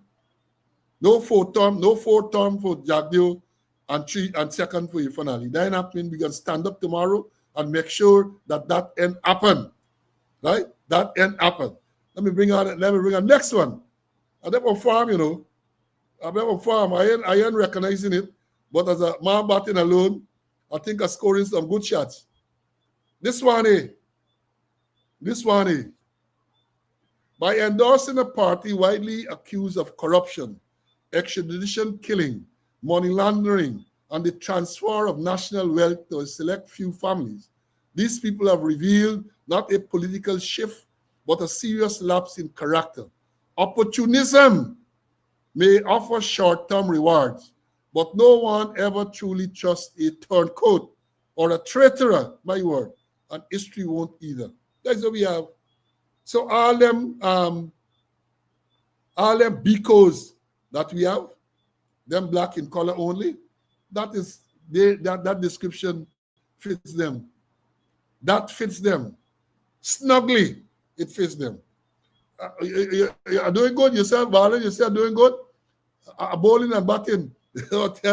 I used to tell some people, you know, back in the day, when, and I ain't ashamed to say it, when policemen you had people who were corrupt. I was that corrupt police. I used to tell them, say, I am the bowler and I am the umpire. And the thing is there, when I appeal, I raise my finger. They go, decision review. I want to strap you in front. And I appeal, how is that? I raise my finger. You got to go. And there's no decision review system. DRS in there, right? And I'm not ashamed of saying that I used to go after corrupt people. And that is why, that has been in me all along. So now that I'm talking about the corruption in this government and so on, it's not now. Those who know me know, people like Ulrich can never work with me. No, that slow has always been against corruption and incompetence. I have never been accused of being incompetent. Never. From a young 21-year-old sergeant coming through. Never, ever accused of being incompetent. And recent time, they're trying to tarnish my character, say that I commit fraud, say I committed sexual assault, and all them type of things. That's what they're doing. That because they can't stand the truth. And you know what I say to people? That Sloan come about yesterday. All of them, including the same people like Clement Roy and Dana Ramatar, Irfan Ali, Bharat Jagdeo, all of them. They know who Slow was and who Slow is. They know. They know me well. They know me well. They praise me for my professionalism over the years. They awarded me a Discipline Service Medal in 1998 when Janet Jagan was president. Right? A rare thing then, because normally I was a senior superintendent. And in most cases, there were a few others before. In most cases, Discipline Service Medals in the force, police, fire, and I think prison, you got to get around in the police, assistant commissioner, or its equivalent. There are a few people like Sami and others, Yakub from Gaimine, they got it.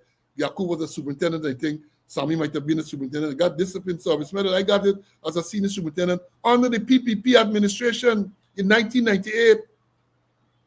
Janet Jagan, I got the picture, pin the medal on my chest. So they know that I was professional, always been professional, and always continue to be professional.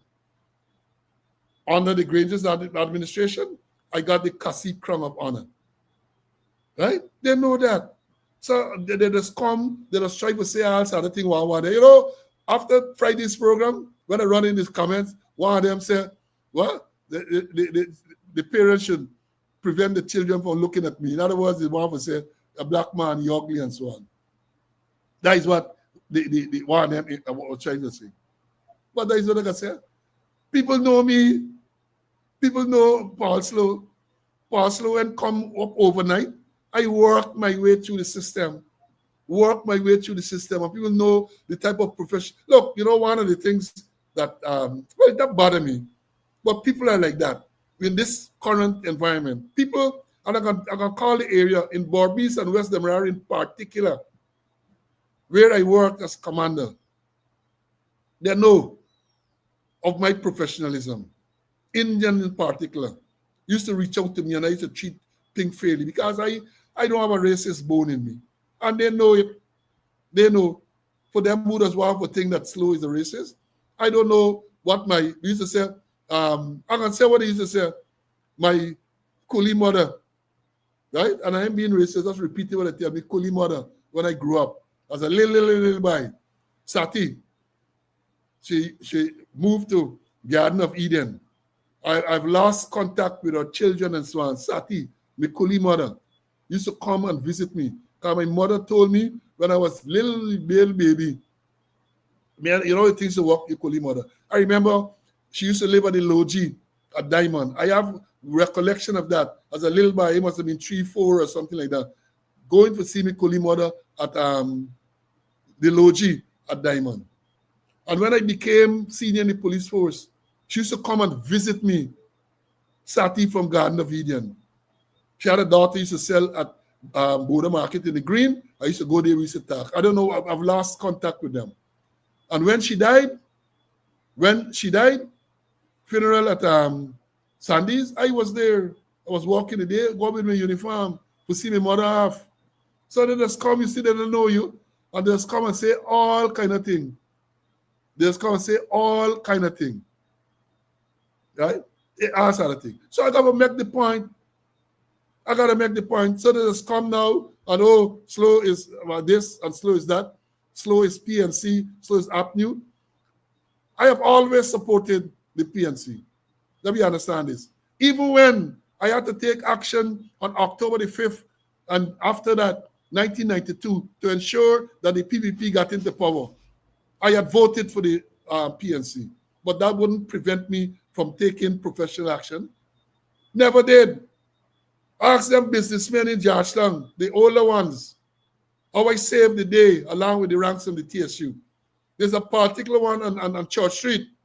They praised me because when we got word that they were going there to loot that place, we arrived there before and kept that place secure till the owners came and guarded it. So me about it with that come and talk a lot of stupidness and thing. All sort of craziness that come, but you got to remind people. Because as this person said, one of the problem we get, we don't read. And Jagdio and them would want you to believe that Guyana started yesterday or Guyana started in 2020, right? Guyana was formed in 2020 or in 1992 when they returned to power. That is what I want people to know. But let me tell you something. I have always strived on professionalism, right? Always.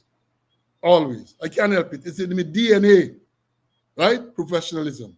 And that is why I said earlier, I know a lot of things, but because of the manner and because of the position I held when I got that knowledge, professional ethics would not allow me to reveal certain things.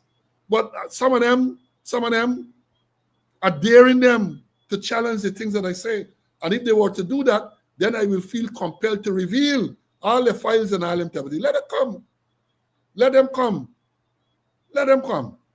Right? Let them come. I dare them. Let them come.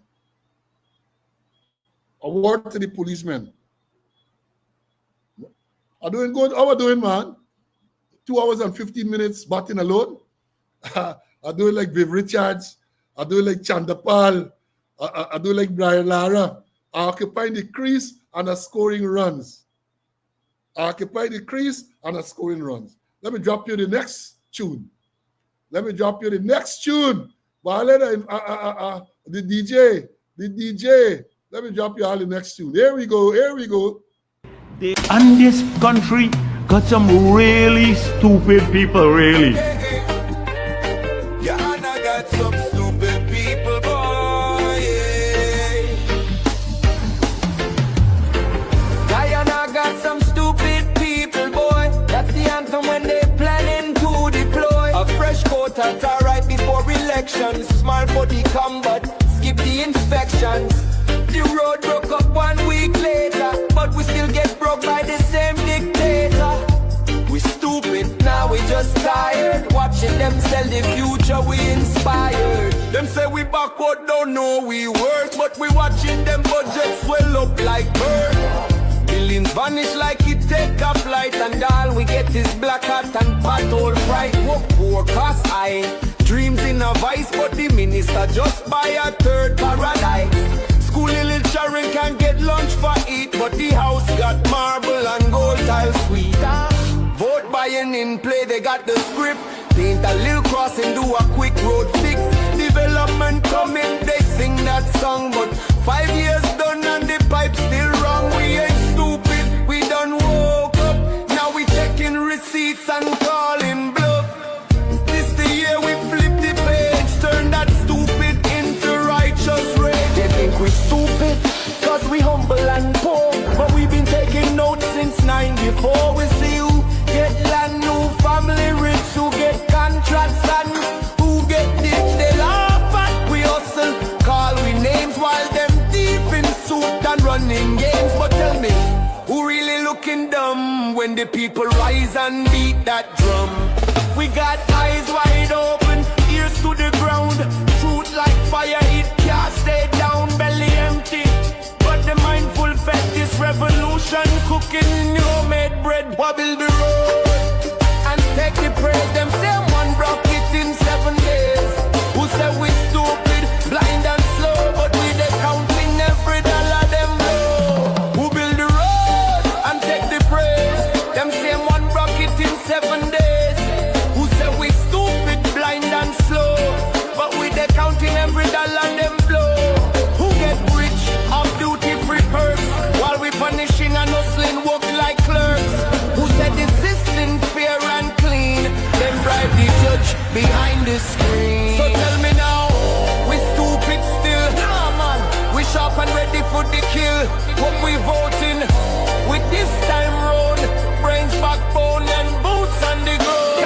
I got some stupid people, boy, but you're mistaking silence for joy. We quiet, but we fed up to the max. This time we voting with receipts and facts. We done with crumbs, done with tricks. We know who mash up the country bricks by bricks. Y'all laugh now, but listen clear.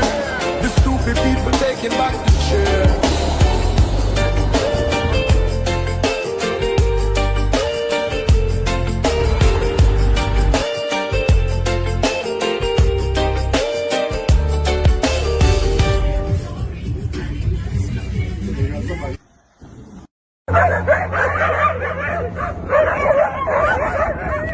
Management. I said, we're going now with the cameras. There's a female washroom here. There's a bar here.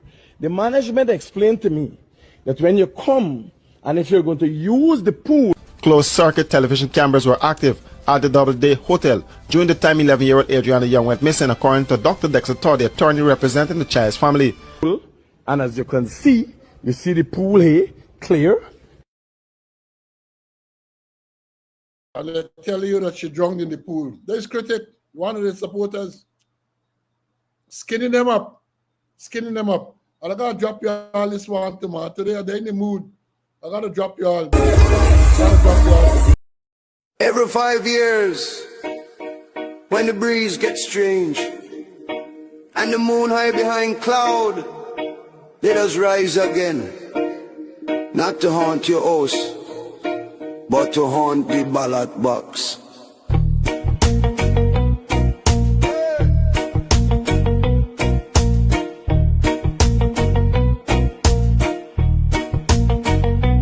Every 5 years, them awake from the tomb, creeping through through the night on election moon. Used to wear white, now it's blood red shirt. PPP colors and a smile that hurt. From Le Repentir straight to Brickdam Road. Name on the list like he's still in the code. Multiple IDs tucked in the hand. Voter guys voting all across the land. Voter guys voting Jumbe. PPP for life from the afterlife. You see, voter guys voting Jumbe. Marking X from the grave so mysteriously.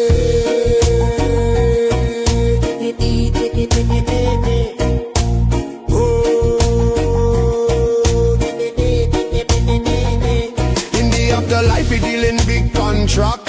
Road and bridge with a ghostly kickback. If you talk too loud, he drift through your wall and say, shish my child. The PPP call from Bartica Shore to Burbis Bridge. He floating cross like a phantom fridge.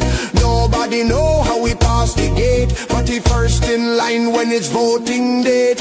Voter guys, voting Jumbe. PPP for life from the afterlife. You see, voter guys, voting Jumbe.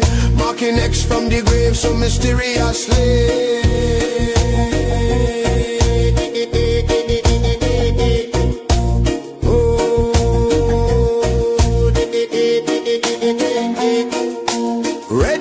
Red shirt, change the sheet. Walk from the grave to the polling street. Dead today, alive on the roll. Election rigging is the only goal. When he done, he fade in the night. Whispering low, PPP win the fight. Back in the coffin, back on the ground. Till the next 5 years come around. So if you see a shadow in the polling line, and the man behind you cold as ice, don't turn round, don't make eye contact. It's just the voter guys, the voting Jumbe.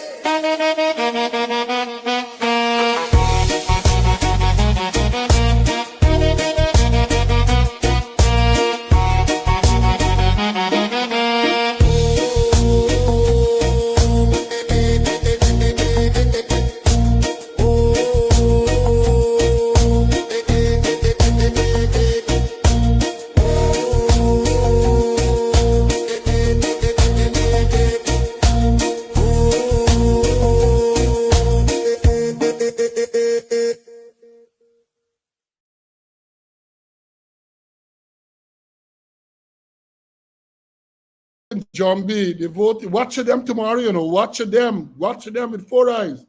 Watch them. And I'll tell you all about this too. With our access to cash secured, we moved forward with the deal.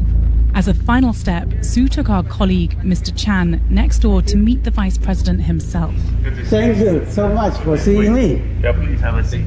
Jagdo avoided talking specifics, but told us how close he is to Sue. Do you understand our deal in detail? I'm not getting involved in business. You will get the support. Sue is my friend, he gets all the support.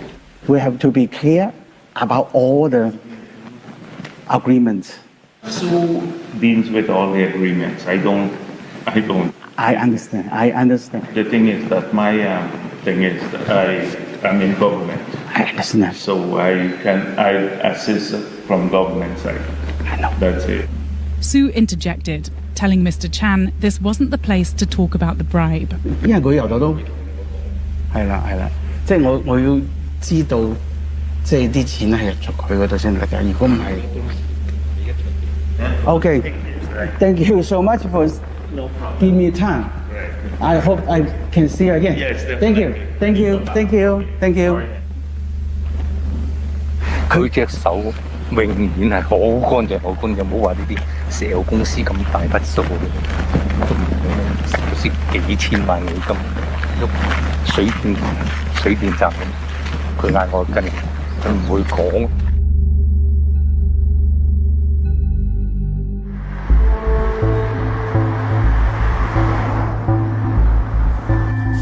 Personal profit isn't the only thing at stake here. China's expansion in South America has set off a large... Right. Let me play this one, your therapy. Sit there and fabricate that. Unless you say who the person is, I can't comment on anonymous people. Okay, well, let's talk about specific individuals. What is your relationship with Mr. Su Jurong? So my relationship, nothing. He's a tenant in my place, yeah. And he's a good friend of yours? Yes, he is a friend of ours. Yeah, he's a friend of ours. Remember that. Remember corruption. And breaking news. Incident during ballot box escort, Upper Cayuga River, Region 7. This is from the police. On August the 31st, that is today, 2025, at approximately 14:30 hours, while escorting GCOM officials and ballot boxes along the Upper Quarantine River in the vicinity of Bamboo, near the Guyana-Venezuelan border, a joint services patrol came under fire from the Venezuelan shore. The escort team, which comprised ranks of the Guyana Defense Force and the Guyana Police Force, was conducting official duties in support of GCOM's ballot distribution to remote polling stations in Region 7. A total of 9 GCOM officials were aboard the vessel at the time. The patrol immediately returned fire and successfully maneuvered the escort team out of danger. No injuries were sustained by any personnel, and no election material were damaged or compromised. Despite the incident, the team safely continued its journey, and all remaining ballot boxes were successfully delivered to their assigned polling stations at Kumang, Landin, Korotoku, and some other name I can't pronounce, Landin. The earlier drop-off at Tombeng was also completed without incident. The Joint Service remain alert and continue to coordinate closely with GCOM to ensure the security of the election-related operations. An investigation into the incident is underway. What are you investigating? If you say shots fired from the Venezuelan side, what are you investigating? What are you investigating? You go across to Venezuela to investigate who shoot. Only the other day we hearing that they say Guyanese men abducted by syndicatos. Guyana men abducted. I understand recently there was an incident at GDF and they're covering up. Wait, I'm going to get the details and I'll tell you. Wait, I'm going to get the details and I'm going to bring it to you guys. Folks, I was saying just over the police, the policemen have to work at the polling places. Huh? It's a long, I don't know if they're prepared, if they are them prepared physically and mentally. Because I suspect for those on the coast, they're going to be deployed as early perhaps at 4 o'clock tomorrow morning.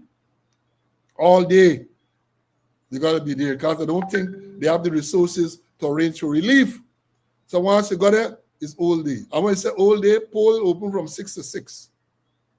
6 to 6. That's 12 hours. If you're there from 4 o'clock, by 6 o'clock in the afternoon, you would have chalked up 14 hours. But your duty had done that. You have to remain there. I hope they have told you that. You have to remain there until, for all the counting of the ballots, the posting of the statement, the poll, you have to remain there until they come and collect the ballot boxes. I think you have to escort it to wherever it's going. It's a long duty. And in police administration, hope you take care of the welfare of those runs. Very important. They're going to be there long. Welfare, to make sure they get breakfast. Because if you leave at 4 o'clock in the morning, chances are they might find something for you, but people don't get up and eat 4 o'clock in the morning. 6, 7 o'clock, you might want something to eat. And you got to remember to conduct yourself professionally. Even though you're hungry, you can't stand up with some cheese roll or salara and eating there in the presence of all of the voters and so on. Like on most polling places, by 9, 10 o'clock in the morning, you got to ease, got to trickle. Most polling places. Select the time you're going to have your little stock and so on. Be alert, be vigilant. Be vigilant. Be careful of what you do, what you say. Right? Regardless of which party you would have voted for, because you vote already, be careful of what you say. You need to be very professional. Because as I said on Friday, in many cases, because of unprofessional action on the part of the police, that is why things escalate. So you don't want to be a part of that. People are going to come in here, things are tense. In the afternoon, going towards 6 o'clock, it will get even more tense. And you got to be alert. That's the time, naturally, you're getting tired because you were there by then, 12 hours, 14 hours. You're tired. You've got to make sure that you remain alert. You have to remain alert right through to the end of the process. And again, I say in terms of welfare, hope we will provide you. When you go out in the morning, so I have to go with some snack box, or at least they should deliver. Because be careful who you're eating from.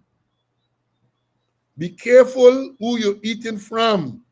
Don't take food from anybody, right? Don't take food from no one, as a matter of fact, unless it is sent to you there by your station or whoever looking after the welfare. Don't take food from no one. Bear your chafe.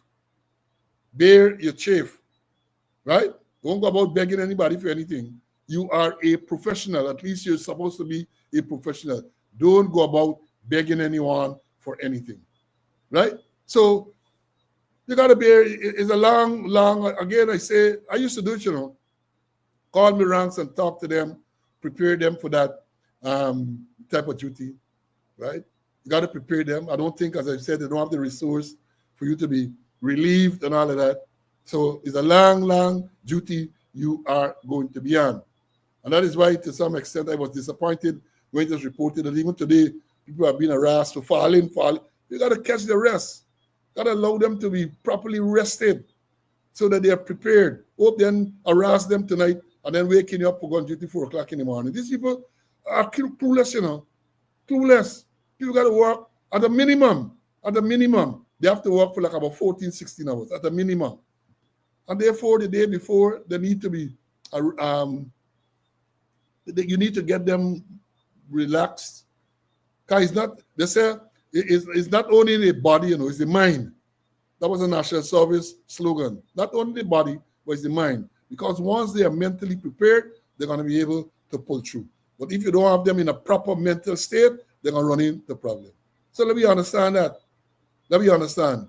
Folks, I bought a loan for over 2 hours, 2.5 hours or more. I bought it alone. And I would have expected some cheers. I would say, yay! When I said, Banwari said, we had a man named Cyril Langevin. He was in charge of TSU at the time as a superintendent. He said, Banwari said too. Then everybody in chorus said, bear your chafe. He said, yes. He didn't say how long though. That was Lanji. I showed Toro, remember Lanji. He said, Banwari said too, bear your chafe. When he said, the whole group said, bear your chafe. He said, yeah, but he didn't say how long. Then you say you have to be strong and resolute. So that is what you all got to do. Be strong and resolute. Tomorrow is the day. Tomorrow is the day when we getting rid of these crosses, these kleptomaniacs, these thieves, these hooligans, these vagabonds. What more could call them? Tomorrow is that day. Tomorrow is that day. And tomorrow, what are we doing tomorrow? What are we doing tomorrow? How long we go suffer in silence? How long? How long PPP gon' thief we wealth? How long Jack Dio gon' play king while the children burn? The people say time up, and we Jack Dio. Blame Jack Dio, thief in the night. Blame Jack Dio, never do right. Blame Jack Dio, the people ball out. Blame Jack Dio, corruption all about. Pradoville, tool and thief in plain sight. Rich get richer while poor man fight. Sugar industry dead, workers on the bread line. Billions gone missing, PPP call that fine. FIP Motilal road contract for a friend. $15 million wasted in the end. Forest sell out by Shanlin. Smile Jack Dio, tech cut while them rock we style. Dio, the people betray. Blame Jack Dio, blood on the blade. Blame Jack Dio, justice denied. Blame Jack Dio. Sue gets scandal, cash for favors deal. Jack Dio caught on tape, truth reveal. Oil contract shady, wealth disappear. Guyana rich but the poor live in fear. 20 children burn, Guyana in pain. PPP dishonor the dead,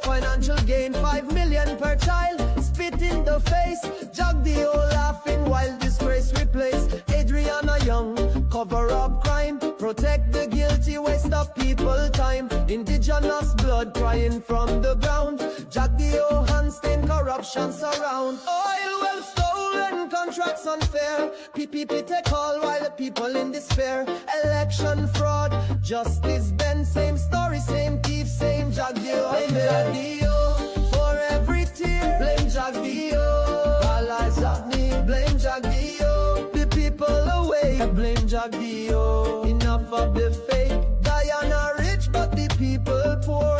PPP take all, still they want more. Sanata NBS friends get fat. Ordinary man left wondering where justice at. Transnational crime, laundering flow. PPP take blood money, the whole world know. Jack the they steady at the center stage, but the people ready now, boiling with rage. Blame Jack the thief in the sky. Blame Jack the people right. Blame Jack the Babylon fall. Blame Jack the Guyana stand tall.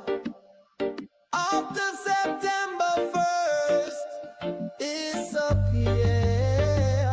Bharat, Guyana don't want you no more.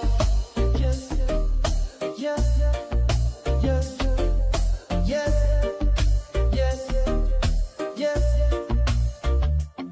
For every child, for every tear, for every lie we live in here. Through every scandal, every show, one man remain, we blame Jadio.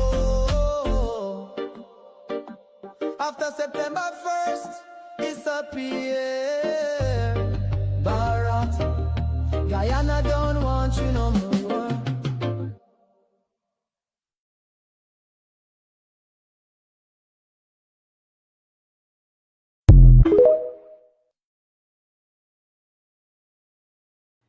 Tomorrow is that day we don't want them anymore. It is up to us now. It is up to us. To tomorrow, and let me encourage all you to go early and vote, then go home and relax. Tomorrow is a public holiday. Go vote. One of the things you have to make sure that your neighbors go and vote. You have somebody who is bedridden and maybe they didn't get to do the proxy. Play your part. It's not about you alone. It's about the whole village. People want help. Put them in your vehicle. But if you can't get a vehicle, get some car. Get car. The people who own vehicle, go around, move around from house to house and make sure that everybody vote. Everybody must go and vote, right? We got to make sure. That's the only way we can get through to them. Because with all the thieving and stuff going on, they want to leave. They wouldn't want to leave. We have got to beat them overwhelmingly. So that it requires each and every one of us. Doesn't come and bat today and score a lot of runs. You got to bat tomorrow. You have got to go there and bat. All we want you to do is make a single, well, a double, a single X at the top, an X at the bottom, next to the palm, next to the palm. That's all we want you to do. I bat for almost 3 hours here today, me alone. Me alone, because my partner get technical difficulties. And therefore, you can go tomorrow. It won't take long. Go early, vote, make sure everybody go and vote. And keep your eyes open. Keep your eyes open, right? Keep your eyes open. Folks, I have come to the end of a long afternoon, Sunday afternoon at that, right? I think I have said what I have to say. You know about the corruption. And again, let me repeat. I can't understand how any right-thinking person, whether you're a Christian, a Muslim, or Hindu, or whatever religion, even if you don't subscribe to religion, can sit back with all the things they have done. Adriana Young, Mocha, all the killings, accidents, this inept and corrupt government, Jack Dio, Sugate allegation, infernally by Junior Bush, revelation. All of these things, fresh in our memories. For those of us who may have forgotten, I refresh your memory. And it is your duty to make sure that people are reminded of these things. How come? Tell me, you can go and you can watch the cup and say you put in your X in the cup. The cup should have been a physical cup so that you can do in it. That's the only thing the cup should be there for. So that you can go and you can ease your bowels in that cup. But it might take a space because maybe you're already full up with shit. the cup. All what's going on. And this is not false or allegation. The evidence is there. Adriana Young there. The people from Mocha there. All the killings of those people, the people at Linden killed. The Maikoni killed. Fatal accident. 17 deaths for this month alone. That is on the road, you know. Plus you have murders. Look what they did to that Amerindian group, the indigenous group, Amir Ahmad. Put them out in the middle of the savannah. How can we sit back and not express our outrage by putting the marks against the palm? How can we? How can we? As decent people. We have to go and we have to do that. We have to do that. We have a moral duty to make sure that you get rid of these kleptomaniacs. Kleptos, they are thieves. And all of us should make sure that we contribute towards getting rid of those thieves. Tomorrow is the day. Tomorrow is the day. Let's keep watch. Let's vote. Let's keep watch. Let's go early. Let's be peaceful. And don't gather around unnecessarily. Once you go and you vote, make sure. Because, you know, you're not supposed to be lighting around the polling place and lightering, around. Let's make sure that we go peacefully and we vote and the count can start. But we know, given the arrangement with GCOM, I don't anticipate that we could get results still multiple 2-3 days down the line. I don't anticipate that. Other places, millions and millions of people voting on the same night, you're going to get the result. Look, only Trinidad the other day, many more votes than Guyana. You're going to talk about the geography and all of that. But with all the technology and so on now, what we do? We still in the backward. We still backward. We're still backward. So you're not going to get the results till 2-3 days down the road. And in that period of time, tension is built. Because you're going to hear all sorts of rumors that say, be careful with the rumors.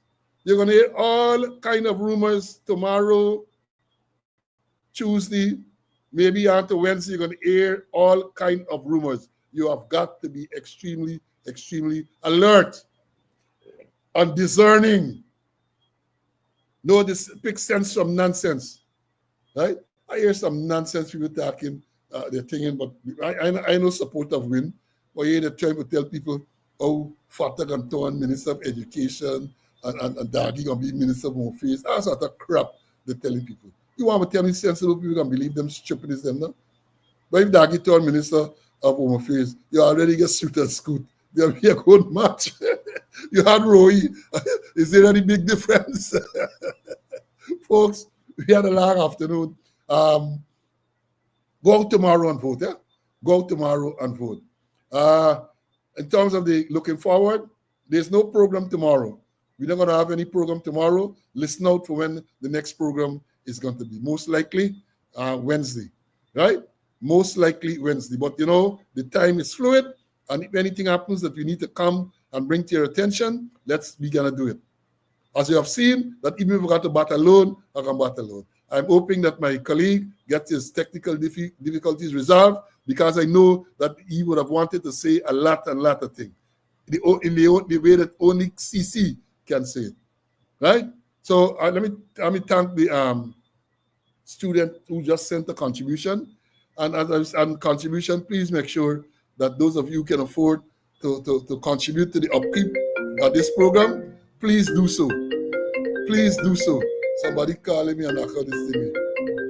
Right? So please do so. So folks, until we meet again, let me cut off this call. Somebody's calling me and disturbing this thing.